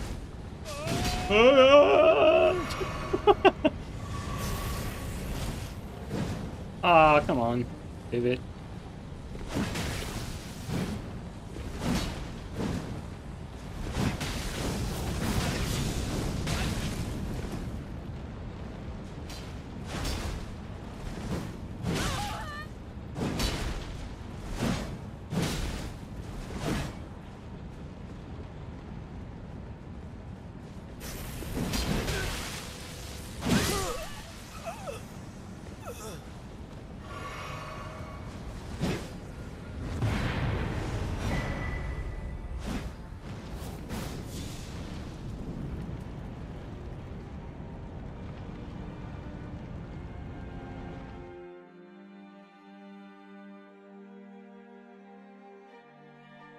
Use a two-handed Naginata next. Oof. That's a tall order.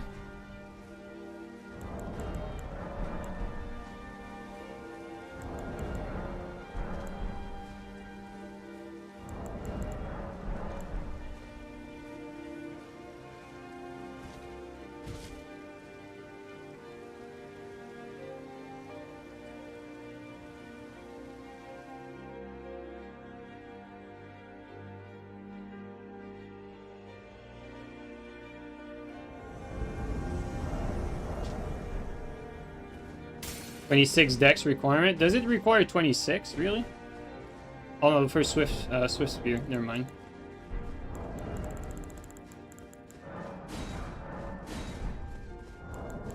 Okay, Fog Wall. There we go.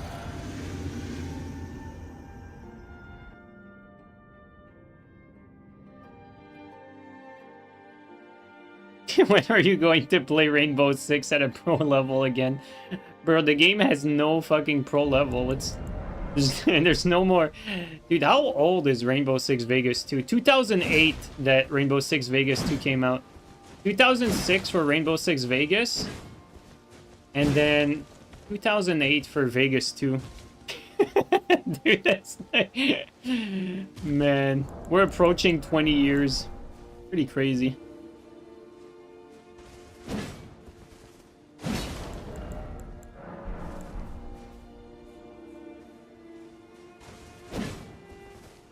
MGO2 at a pro level, to be honest.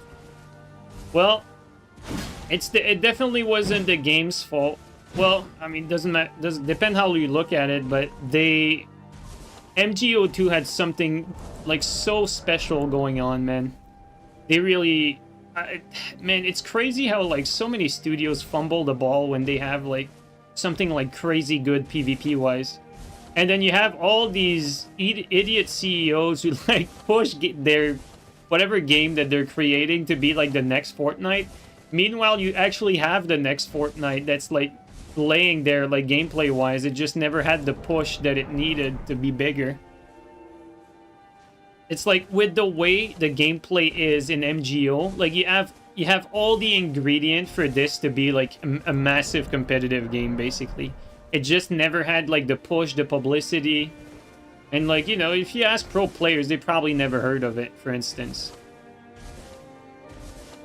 It doesn't have like everything it takes around it for a game like that to take off, but gameplay wise, it had all the ingredient to succeed.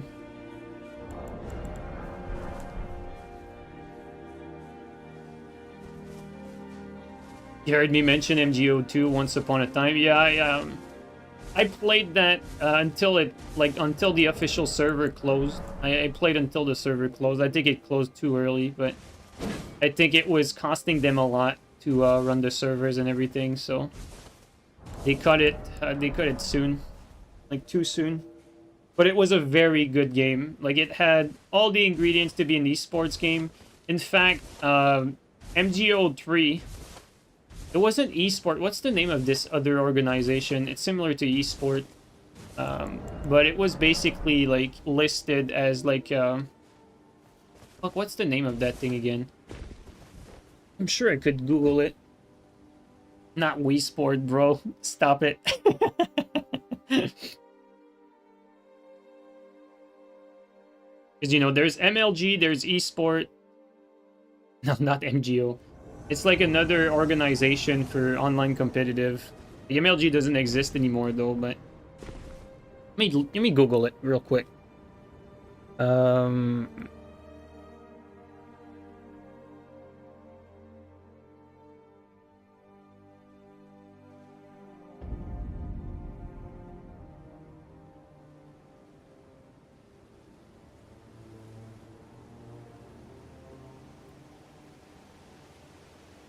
Just look it up real quick. Give me one sec, guys. I'm looking at an article. Metal Gear Online 3, a future esport? Question mark. Generally, whenever you hear Metal Gear, a single-player experience probably comes to mind. The term a single-player experience probably comes to mind. The term esport, however, does not. But does that mean it's outside of the realm of possibility? Exactly 1 month ago, Kojima Production launched globally to almost universal acclaim, with most critics hailing the game, sandbox open world, blah blah blah. Let's get to the point real quick.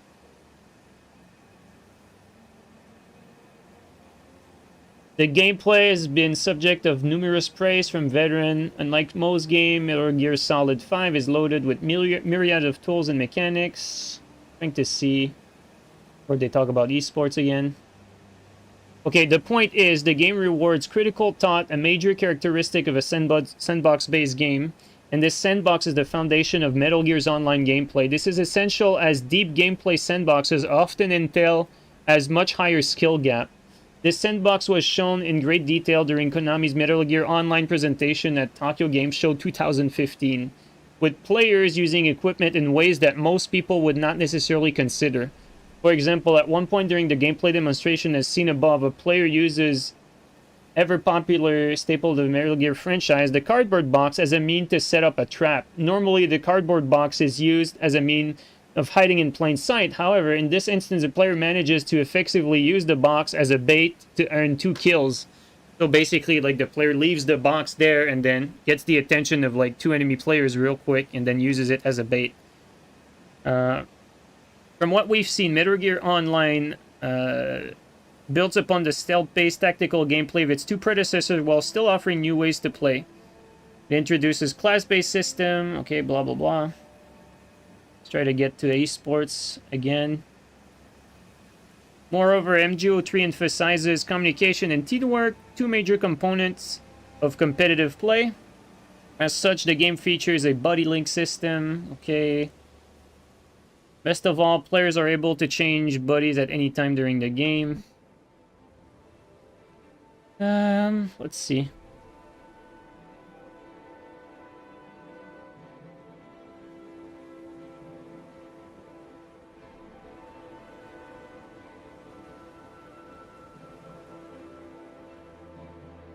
However, there's a major elephant in the room when it comes to the future of the Metal Gear franchise. Metal Gear Online 3 included, with that elephant coming in the form of rumors describing Konami's potential exit from AAA game development. That was an article in 2015. This potential refocusing of Konami's asset to mobile development has already quite infamously led to corporate power struggle between Metal Gear creator Hideo Kojima and Konami executives.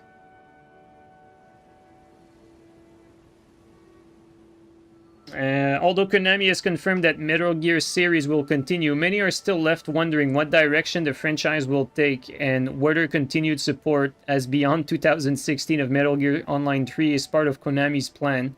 As a result, even if the MGO3 community actively chooses to develop a competitive scene and embraces this scene, the uncertainty surrounding the game's future support could potentially prevent some esports organization from taking the dive. Essentially, the possibility of MGO3 becoming a popular esport is more of a matter of trying on the part of the game's community and perhaps more importantly, Konami. So, you know, this is about MGO3, and if you want my honest opinion, as well as probably the majority opinion, it's that MGO2 is better than MGO3.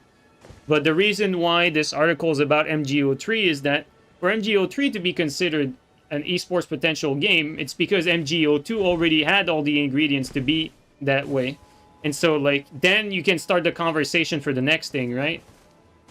And so, the more, like, competitive stability you have with these projects, like, the more realistic it becomes for it to become, like, an esport title. But I'm trying to find the site I was looking for again.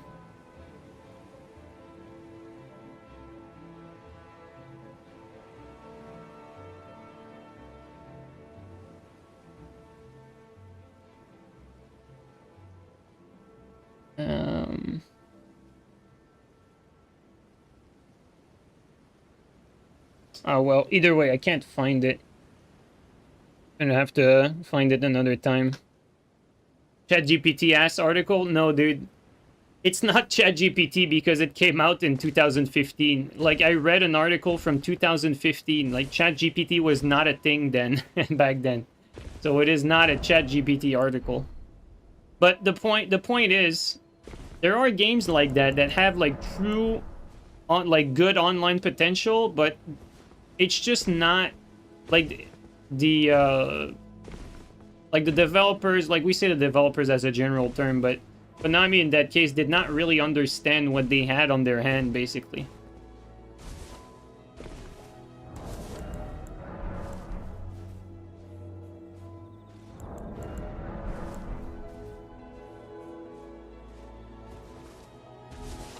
Yo, Frosty the Snowman, thank you so much for the resub for 15 months, bro. Really appreciate that, man. Really like that. Thank you so much.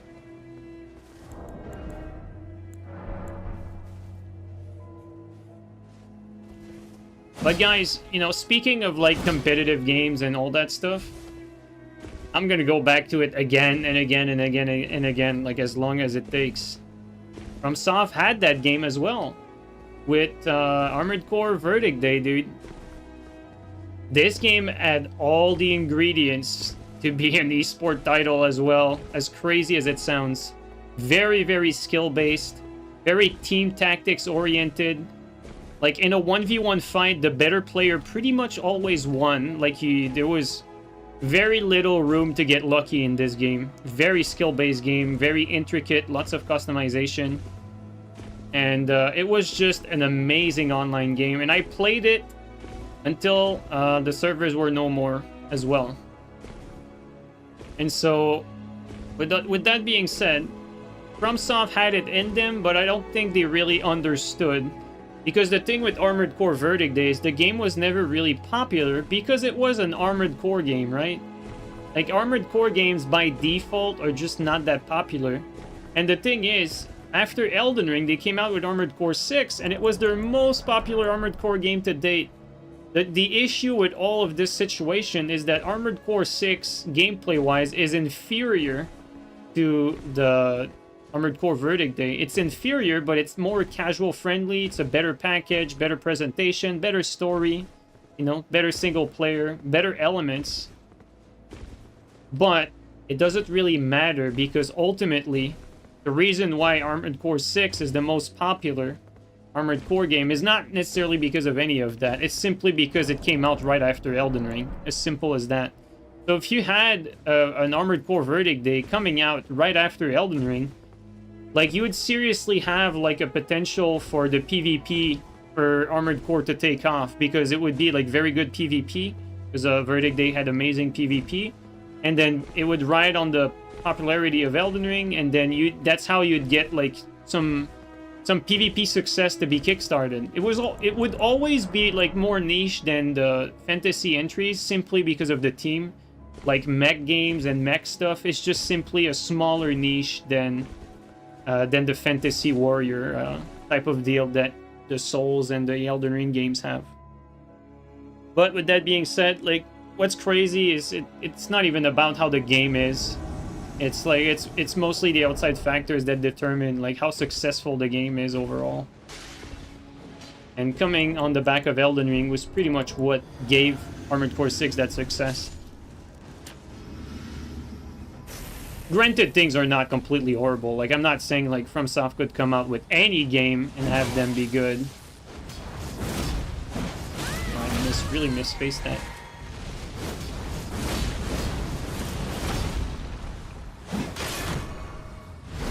Wow, that's a big damage.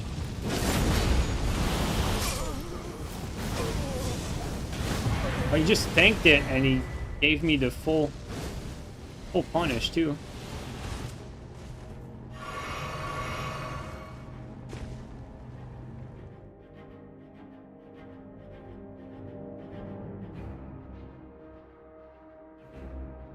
Big fan of what they're doing with Silent Hill. Hope Konami takes the hint and start developing more games with Japanese devs rather than cheap gringo studios. Damn. I don't like that. I feel like it doesn't matter where the developers are from. There's good and stupid people everywhere, dude. It's more a matter of design choices, really. That's all it comes down to. Like, whether the designer knows what the fuck they're doing, the game directors, that sort of stuff. Like, everyone else is just a pawn, really, in the structure. Like, whether you like a game or not, like, it's gonna rarely come down to, like, how each individual developer, like, successfully does their job. Like, you know, like, whether... Like, I'm gonna give you an example. Like, the artists that work at Ubisoft, like, there's a lot of really, like, top-tier artists. Not necessarily Ubisoft, but any of the studios you don't like EA... You know, like, all the studios that people hate, EA, Ubisoft, all that stuff, they have amazing networking engineers, they have amazing programmers, you know. They have amazing talent, but it's not up to them to make games good or not. It's all in the decision-making. So it doesn't really matter, like, who the foot soldiers are in game development, because there's good foot soldiers everywhere. It's, you know... the problem is a game is good or not depending on some of the design decisions decided by really only a few people.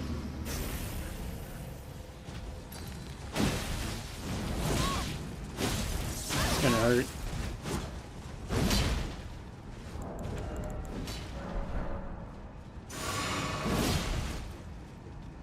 Oh, come on. I was out of that.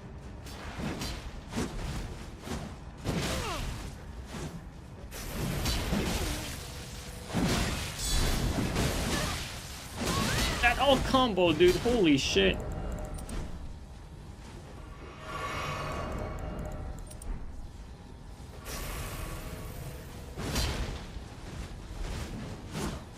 Oh, come on. We got blocked by the wall. That was just bad.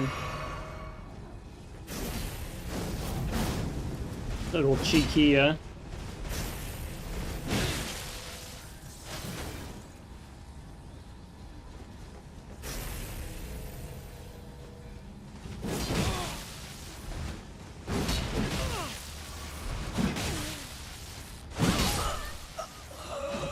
Come on, game.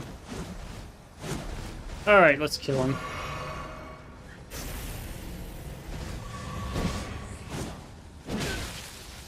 I was out of stem. It was a staggered running.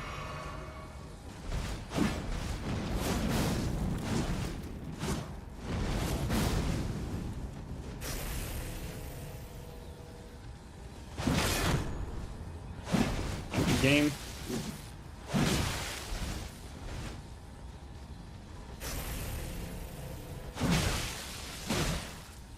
This game is so inconsistent, guys. Like, just these whole sequences are painful to watch.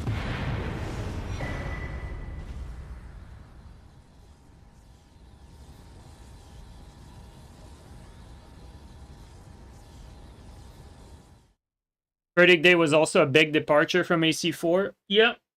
AC4 was not bad either, but like, Verdict Day really like, the thing with Verdict Day and AC5, well, like, first of all, let's just get that out of the way. Like, between Armored Core 4 and 4 Answer, like, I think it's clear that 4 Answer was an improvement on AC4, like, building upon it. Like, a few tweaks here and there, like, making it a little better. And Verdict Day was the same thing to Armored Core 5, like, improvement here and there. You know, making things a little better, but keeping, like, gameplay the same.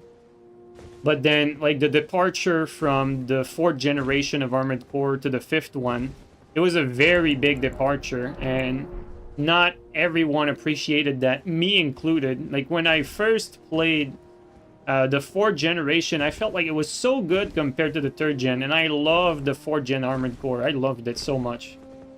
And then when the 5th gen came along, I was so excited to get into a new generation of Armored Core. But it was so different. I felt like it was so bad. And for 2 weeks, I thought it was terrible until it clicked. At some point, it clicked. I'm like, holy shit, this is how you move around. This is how you outplay people. This is how you cut angles. And I was like, oh my god, the skill ceiling for this game is way higher than AC4. It's not even close. And from that point on, I was like, oh my god, like, this game is actually insane. And yeah, the 5th generation is without a doubt, like, the most skillful game that FromSoft has made to date. There's no doubt in my mind. It was just really good.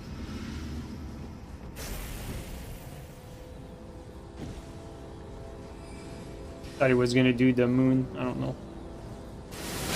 Okay.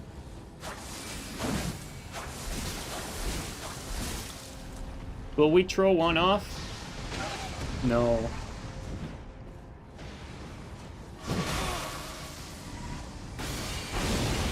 I thought he rolled off.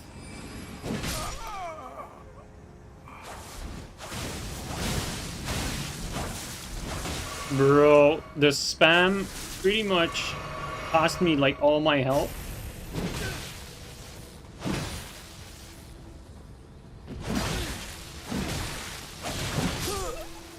That was almost like the biggest fluke.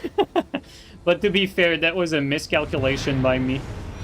Because, you know, I took the bleed proc that staggered me no matter what. But that almost cost me the game.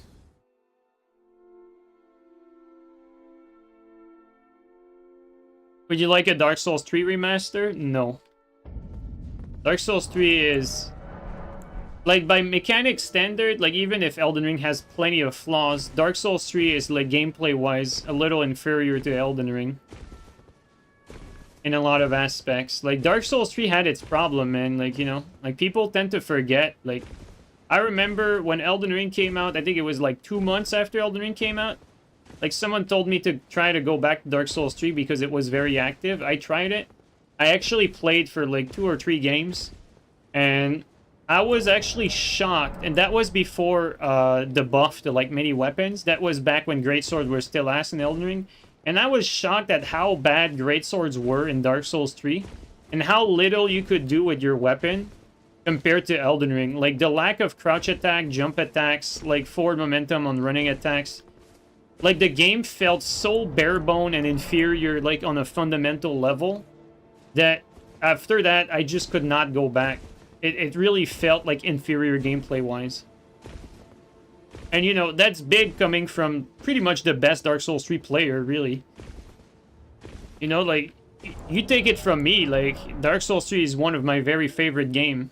And I still think that Dark Souls 3 was probably a little more skill-based than Elden Ring, but at the end of the day, with each entry from the Souls game, it's always the same thing. People have nostalgia over the last one, or their favorite one, or whatever. But at the end of the day, the newer game in the franchise always improves upon some stuff and backpedals on other stuff. And the things it improves upon over Dark Souls 3 are just too massive for it to not feel bad coming back to Dark Souls 3.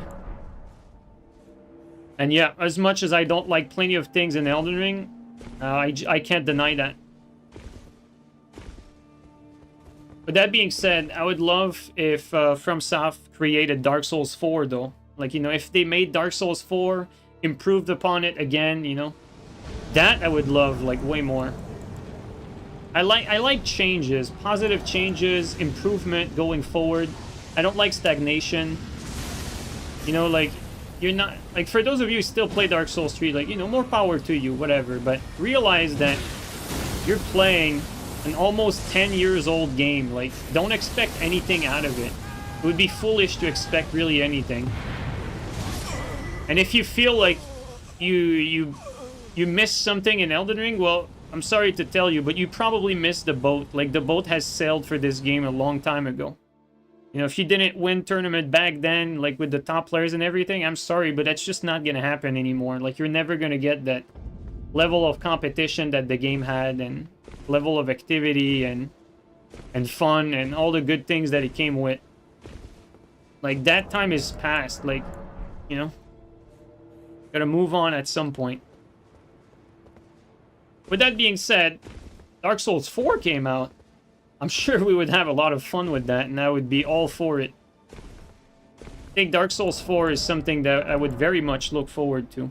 A remaster, though?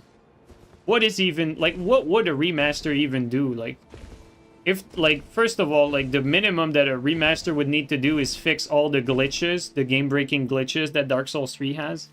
That would be, like, the baseline.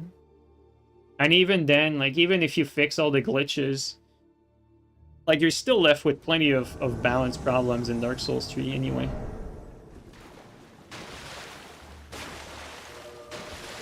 And fundamental problems too. Like, Dark Souls 3 has this aggression problem as well, where Like, you lose priority after running attack against with most weapons.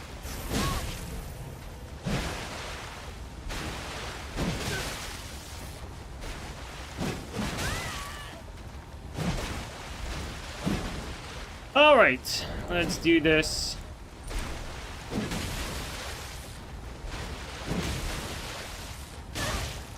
This guy plays pretty random, but we're gonna adapt here. Just scared of getting parried, really. Oh. I needed to panic roll that, otherwise he could have BS'd me. Yeah, he plays very random, but I need to be careful, because one parry and it's over.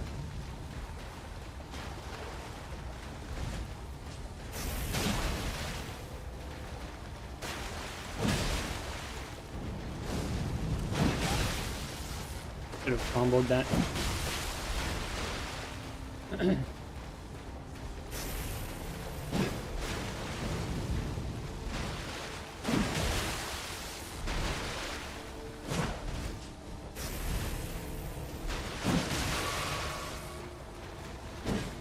That's a backstab. I want to get BS there. Really hit.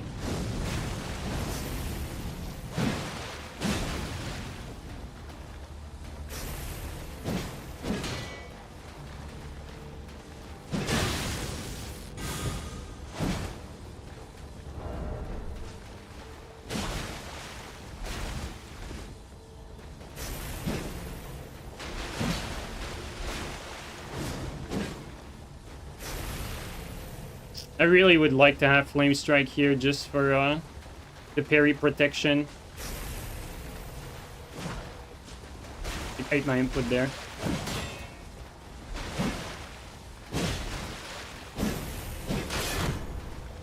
Let's get this over with.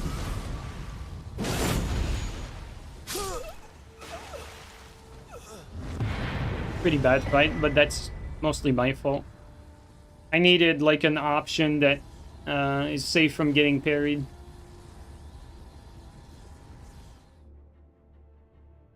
And I didn't feel like switching weapon. Okay, also let's try... I want to see how much damage I can get with... the Nightreign glaive. Let's do the classic, like, Nightreign glaive flame strike, two-handed. See how much damage we get.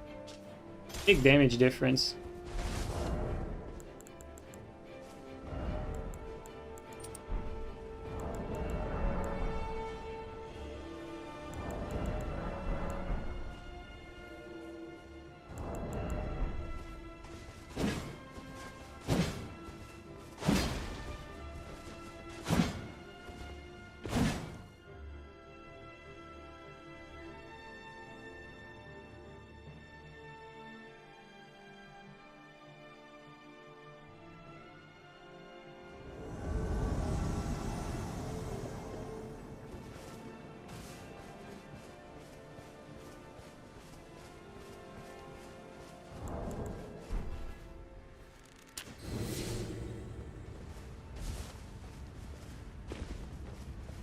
The guy even there?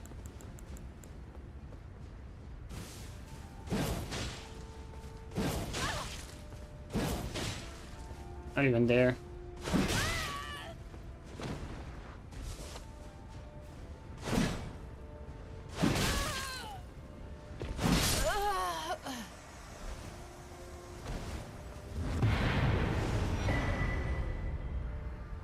Kingsfield would be refreshing because the Souls community doesn't know much about that series yet. Yeah, that's that would probably be my number one like my favorite outcome for the next From Software game would be like a Kingsfield like revisit. Like a revival of the franchise, like a reboot. A reboot of the Kingsfield franchise would be like the best case scenario for me, like, you know, something completely fresh in the style I like, you know, like fantasy stuff again. It would be really cool. Something different.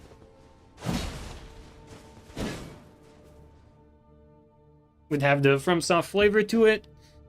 But I'd be interested to see like a different take on the Souls genre, because that's ultimately what Miyazaki does with each entry. Like, he keeps it similar to the previous one, but different enough for it to feel fresh every time. You know, like it or dislike it, it's always like that.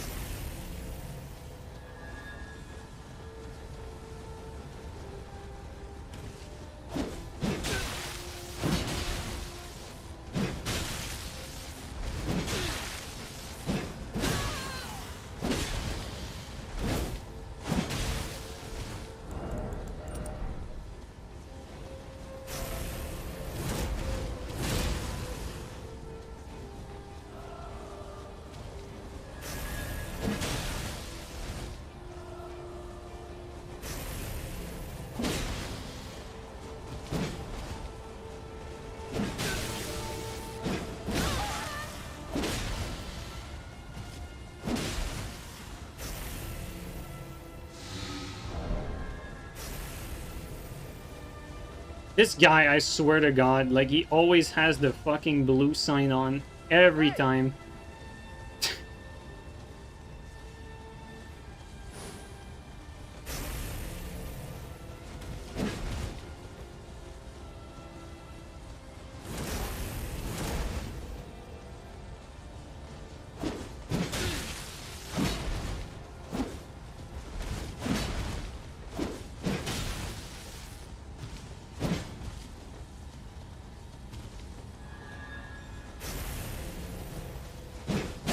Just bad running attack by me. It really picks his arena right, too.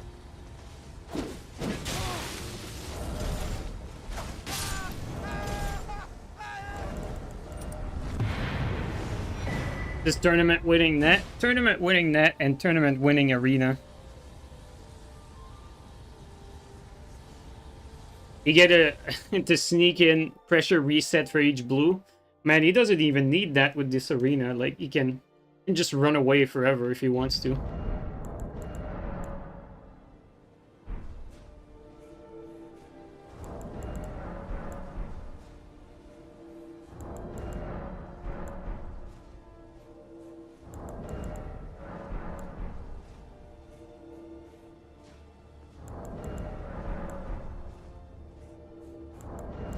I'm gonna be honest with you guys, like, I understand, like, you know, the desire to want to play like someone experienced in this game and everything, but I don't understand wanting to play on that high of a latency. Like, that doesn't make sense to me. It's completely pointless.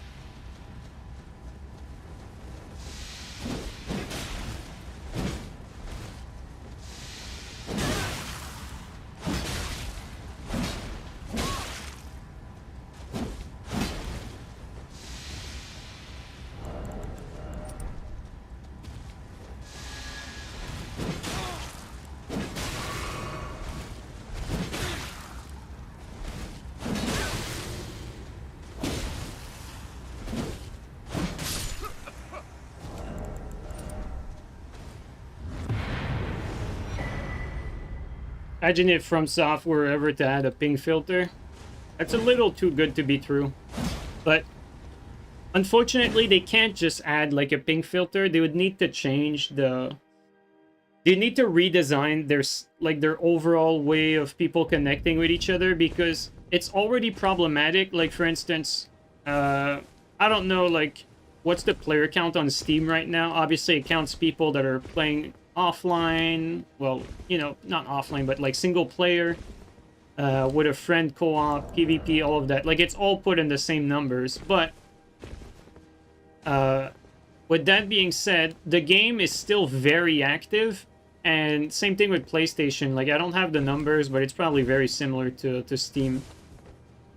But you get like lots of activity, lots of players, a high player count, but you don't feel that when you get to invade like that because the player base is segmented in so many different level brackets.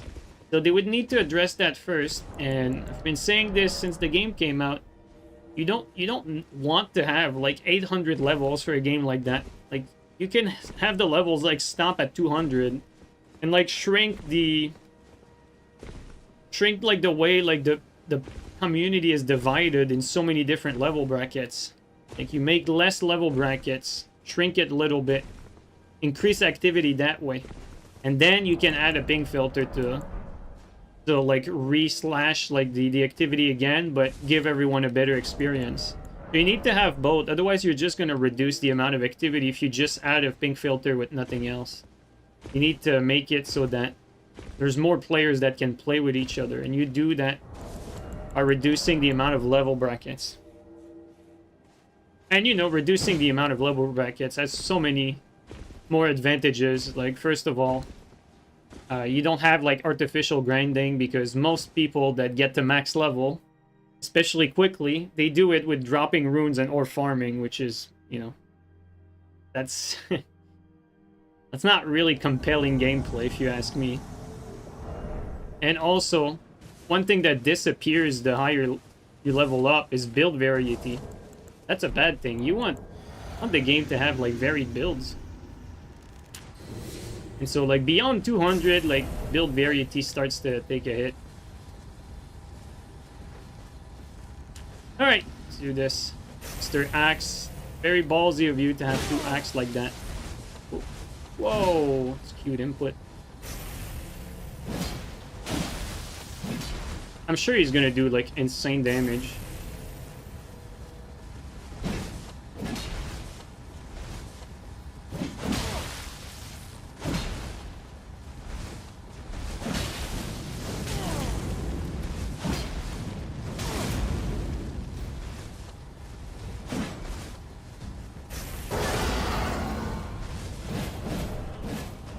Whoa.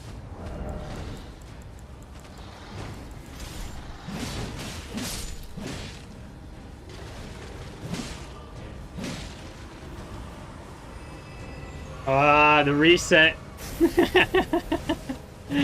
Bro took 2 damage. Took 2 damage and he gets... Oh, okay, well. Just healing.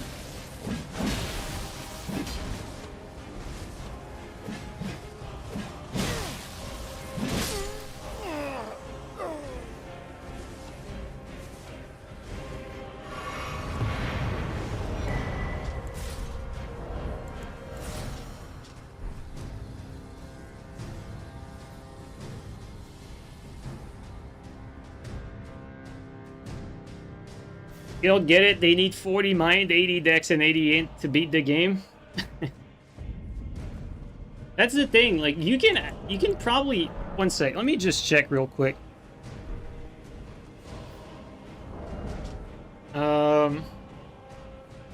What is it? With 75 extra level. I don't think you can have that. Can you? No, you can't have all of that at this. Well, actually you can. Never mind. One sec. Let me just try this real quick. Elden Ring build planner.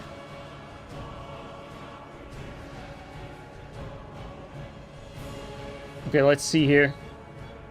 We're gonna start with prisoner. And you said 40 mind. What was it? 80 int and what? 80 strength? No, 80 dex. 80 dex. 80 dex. 80 int. See what we get. Okay, 169. And then... see what I can get for a build. Okay, so check this out. My build has 42 vigor, 40 mind, 11 endurance, 11 strength, 80 dex, and 80 int. Okay, but that's without the talismans. Okay, check this out. Let's do Ronaldo hat. Crescent Queen crown. We get a little more points there. back to 80, and now we're at 45. Actually, no, that's not good. Let's do Dex one instead. But what is the name of that helmet? Not this one. Let's see real quick. Oh, fuck it. Let's go with the... Let's go with Divine Beast. Fuck it. I mean, it's a PvEer build. Okay, Divine Beast head. You know, gain a little point there. Talisman. What is it called?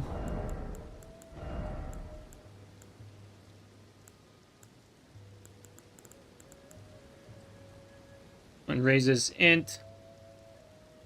Might as well go Millicent. Millicent Prosthesis, you know, you get your dex down a little bit. Still a good talisman. There you go. Now you're at 51 vigor. You know, that's the thing, right? Like, I started off with a build.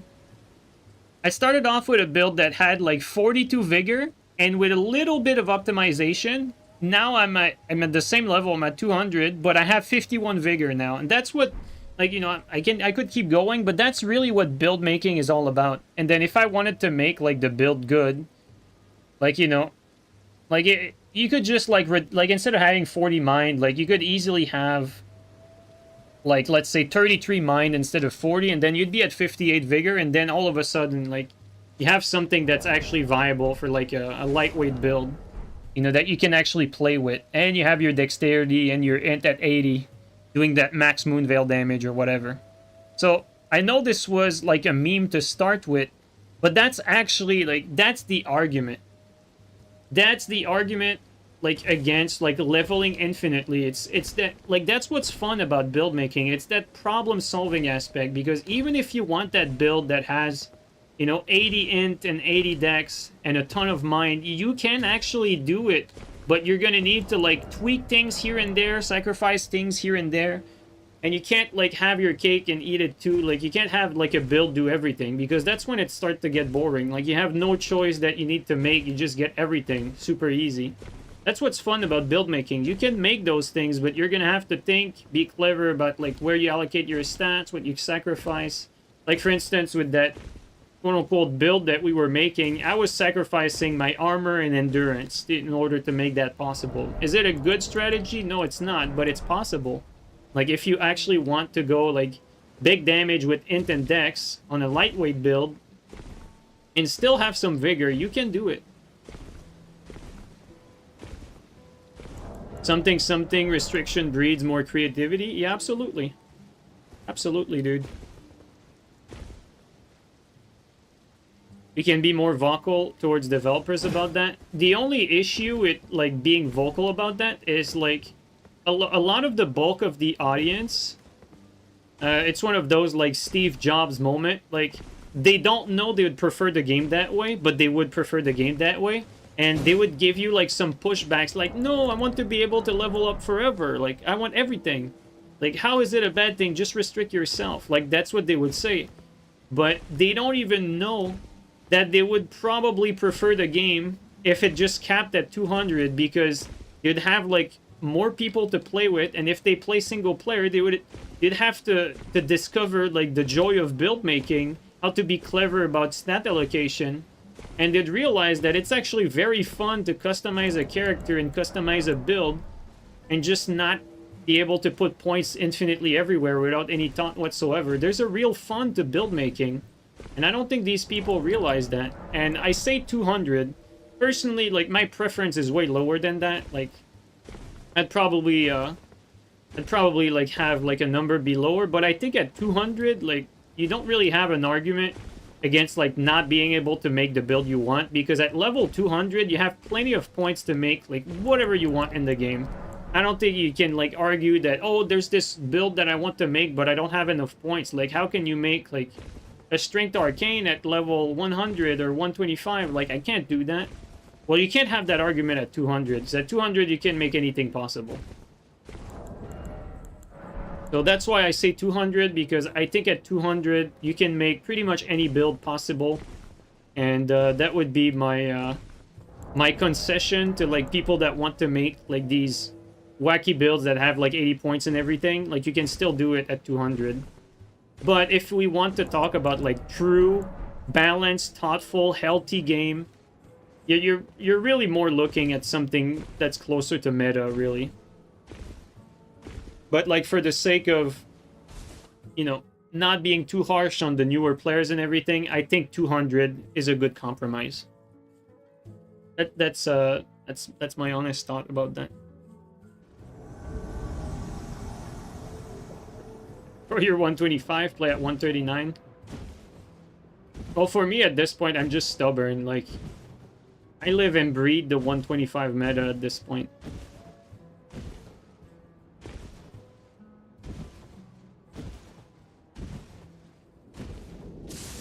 The 139 and 150 harms race, yeah. Someone has to put a stop to it, you know?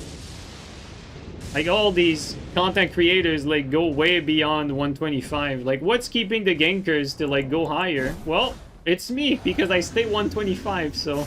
It can only go up as much as the next step to 125. Oh shit, it's a Canadian sniper. How did that hit me?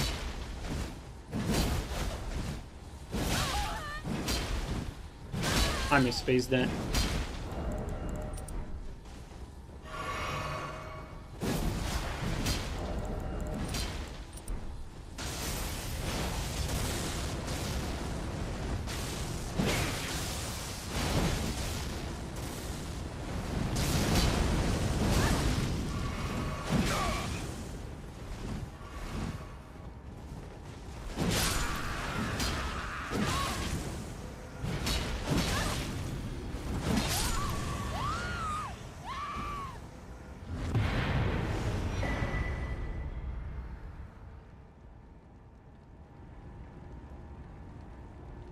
Wonder if the new starting class will influence people to stay 125. I don't think so, Clevy. Here's the thing. What influenced people to stay 125 in like Dark Souls 3, for instance, was that tournaments, you know, the meta is where tournaments are played at.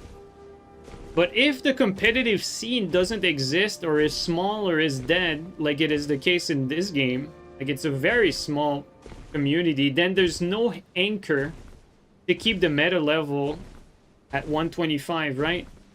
Like, the anchor really only becomes, like, the content creators. And, like, for instance, a lot of people play at 150 because of Steel. And there's still people playing at 125 because of me as well. And so, like, because the competitive scene is so small and weak, like, weak in terms of presence, there's just not a lot of people that stay 125. People still compete. Well, I know that there's still people who compete on PC. PlayStation, I don't even know, honestly. No idea.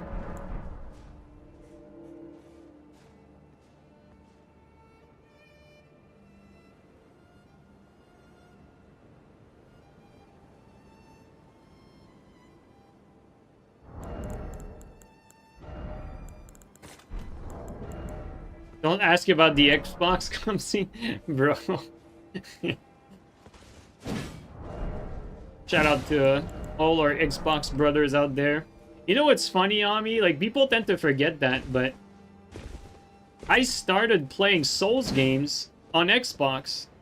I started with Dark Souls 2 on Xbox 360.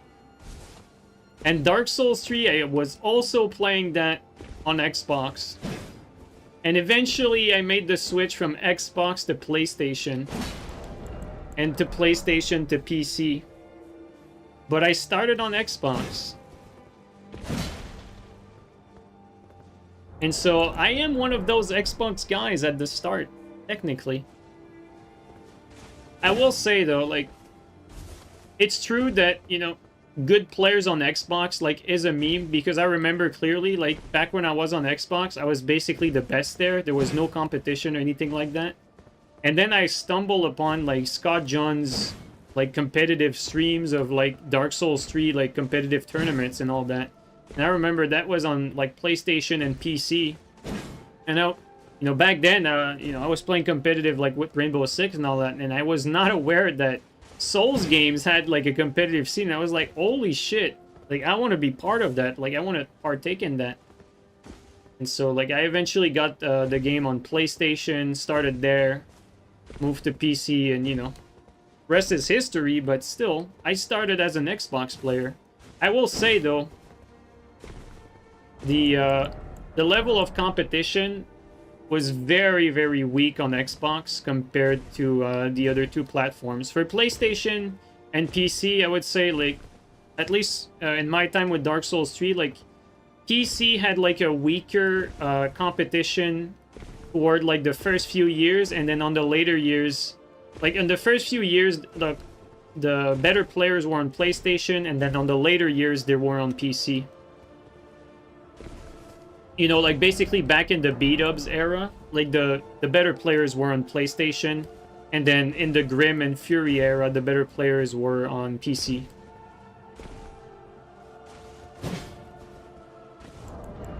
But they were never on Xbox. But with that being said, you know, I came from Xbox, so take it for what you will.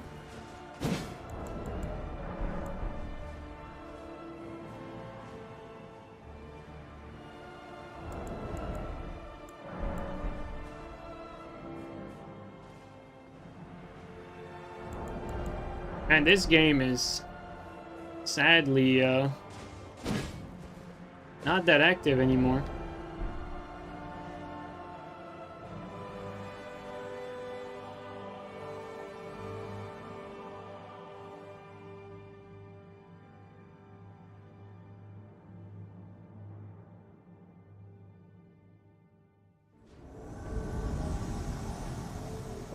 Oh, here we go again, guys.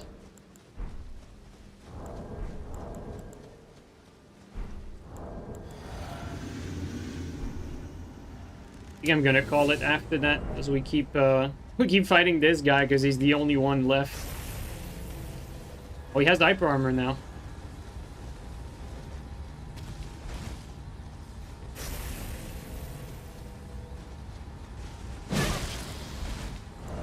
I'm thinking, like, I want to force trade here.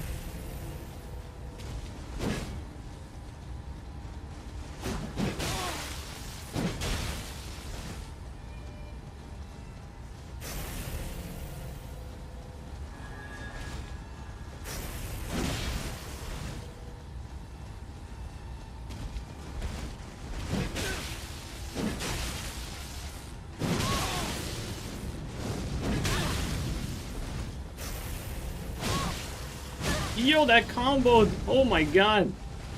Could have killed me right there because of some latent combo. So he comboed 2R1, that's not a thing, but what latency does to a fight, dude. Crazy. Alright guys, I think I'm gonna call it here though. I think the game died out. There's no one left. Oh, before we end though, I have a little something interesting that you guys will like before we end this.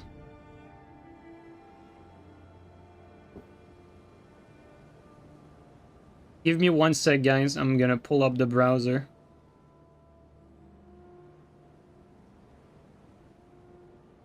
Um,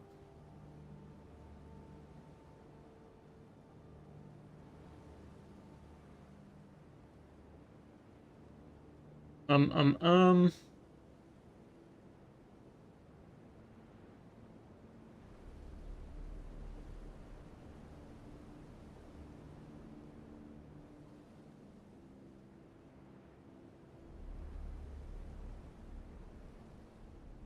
This game you're seeing right. We're gonna mute him though. Okay.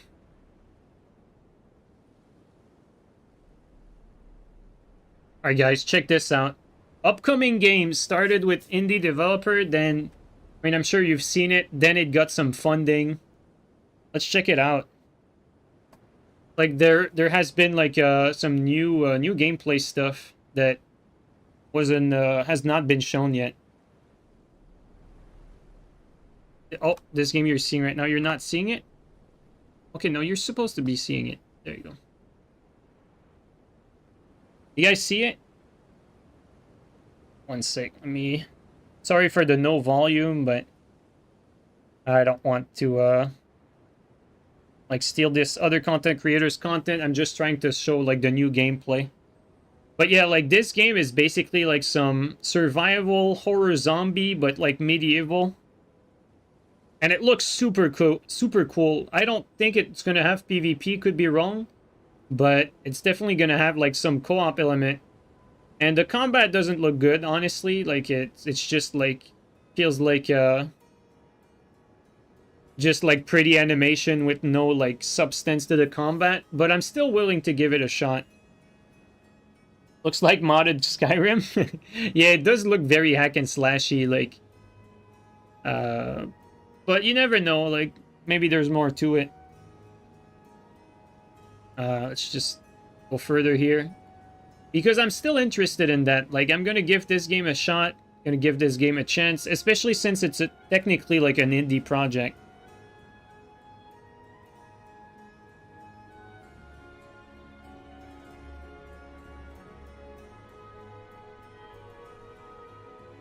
And the game does look gorgeous. You have to give it that. Like, I love the direction for the game, like the look and feel. Like, look at that. Like, even if this is UE5, like, UE5 doesn't always look great. This looks amazing. I mean, if the next Elder Scrolls looks like, you know, looks anything like that, then we're in business, guys. Right, to be as harsh as possible? Yeah, because you don't want people to be overhyped and be disappointed. That's true. But I am looking forward to it. Like, just the fact that it has a prone mechanic like that. I'm always a fan when games give you that freedom of movement. Freedom of movement usually makes games, like, interesting, introduces, like, more... how do you call it? Not emergent gameplay. There you go. Like, freedom of movement usually lands to emergent gameplay. What is emergent gameplay? It's gameplay that was not necessarily intended by the developer, but that is interesting and has a purpose. Like, for instance, maybe, like, you can prone in this game, and, like, for instance, proning in Call of Duty, right? Like, it was not intended to be this way at the start, but prone shot eventually became a thing. That's basically what emergent gameplay is. So I'm not saying this game is going to have prone shots, but maybe, like, maybe if this game had PvP, for instance, maybe, like, proning, like, running away from someone, then proning around the corner in the grass, and then they keep running past you, and then you basically get him in the back. Like, that could be, like, emergent gameplay, so to speak. Or one could say, like, this is the intended use of the prone mechanic. But either way, you guys, I think you guys get my point. That it makes, like, for some more varied and interesting gameplay when you have, like, more freedom of movement like that. Obviously, though, if you go all over the, like, over the top, and when you take freedom of movement and you introduce, like, double jumps and thing like that, then it can have, like, unfortunate consequences for the flow of the game. But I'm interested in this. It's a co-op game. Yeah, that's what I thought. But it looks good, though. Looks interesting. Well, definitely UE5.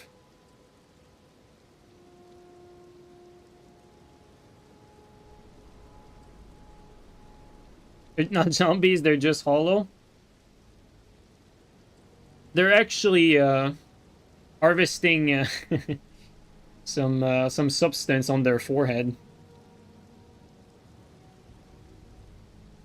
What do you guys think, though? Are you interested in a game like this? Like, does it pique your interest, or do you guys have, like, no interest in this because of the combat or the fact that it's just co-op? Like, how much interest do you guys have in this?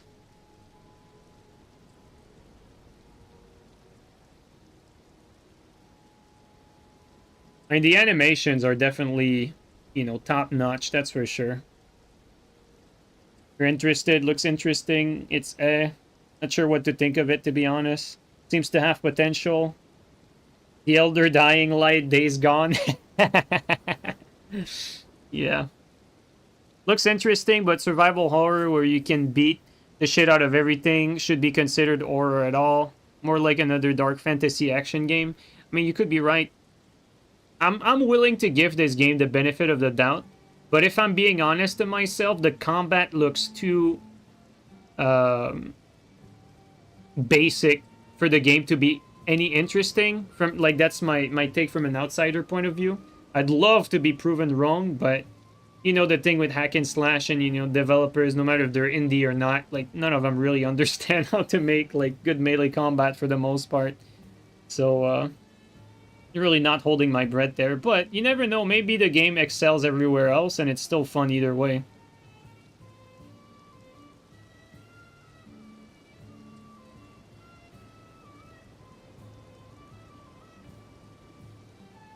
I mean, everything else about this, like, to me, looks compelling. Like, combat aside.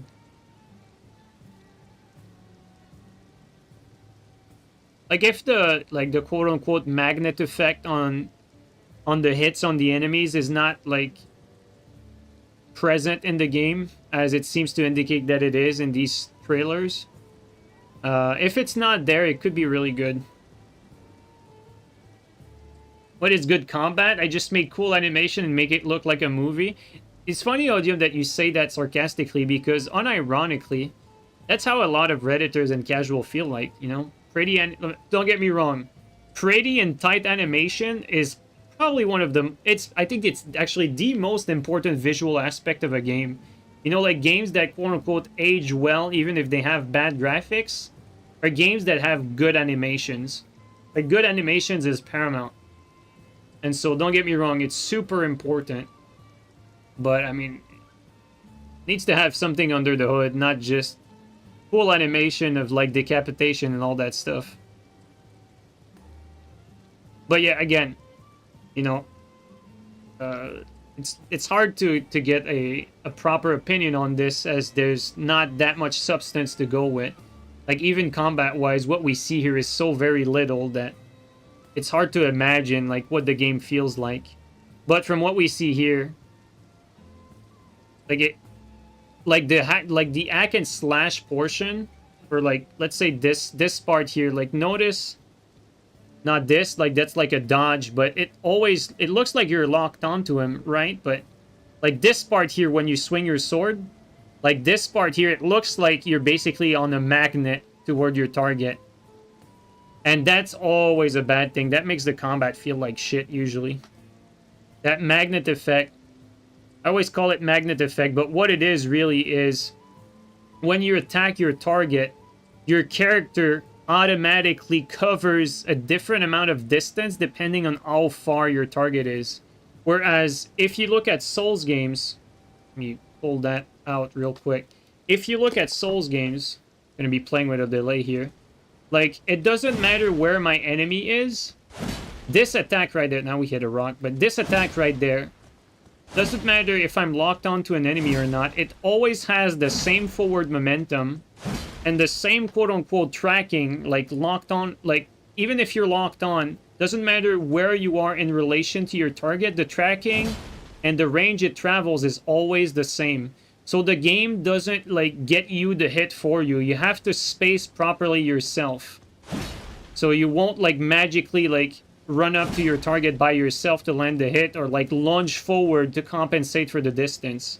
Whereas on the other hand, at least from what we see here, not here, but right there, like, in this sequence, it looks like the target lunges, or the player lunges forward according to where the enemy is. Basically compensate for the distance. And that's usually bad. That's bad combat. Like, usually. I'm willing to give it the benefit of the doubt. Maybe that's not the case here. Maybe I'm misinterpreting it, because, again, like, I don't really have that much footage of combat to go over. But that could be, like, terrible combat, unfortunately. Even if the animations are all very clean and very well executed. But yeah, I'm still excited for it, even with the bad-looking combat. I'm actually pretty excited for this, just because it seems like it's going to be something different. And, you know, co-op. I'm all about some co-op games. I really like that. It's like God of War combat. Yeah, exactly. You know, like some... Like, casuals like that sort of combat. Like, they like brain-dead combat where it's just like you just keep mashing your button and then, you know, the attack just travels whatever distance is necessary to hit the enemy. Just don't pre-order it. Yeah, basically. Well, that's what I wanted to end on, you know, show some more gameplay of this that we got. But yeah, I'm still excited for it. I'm probably gonna keep an eye open for it. And then, yeah, that's gonna be it for me today, guys. Hope you guys enjoyed this this stream. And take it easy, everyone. Catch you guys up next time, and have a good rest of the day. And we raid T-Pain. Xenos.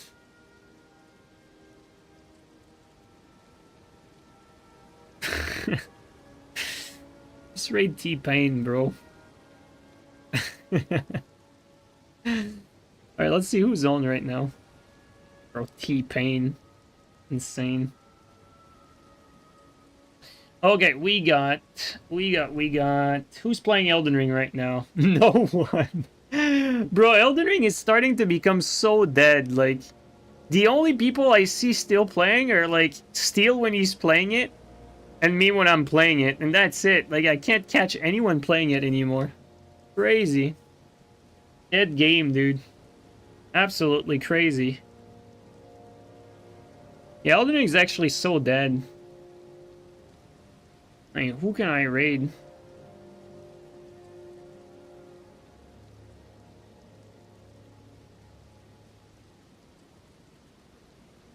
I mean, since there's no one, I'm just gonna raid a friend, guys. I'm just gonna raid a friend. Alright, take care, guys. Have a good one, everyone.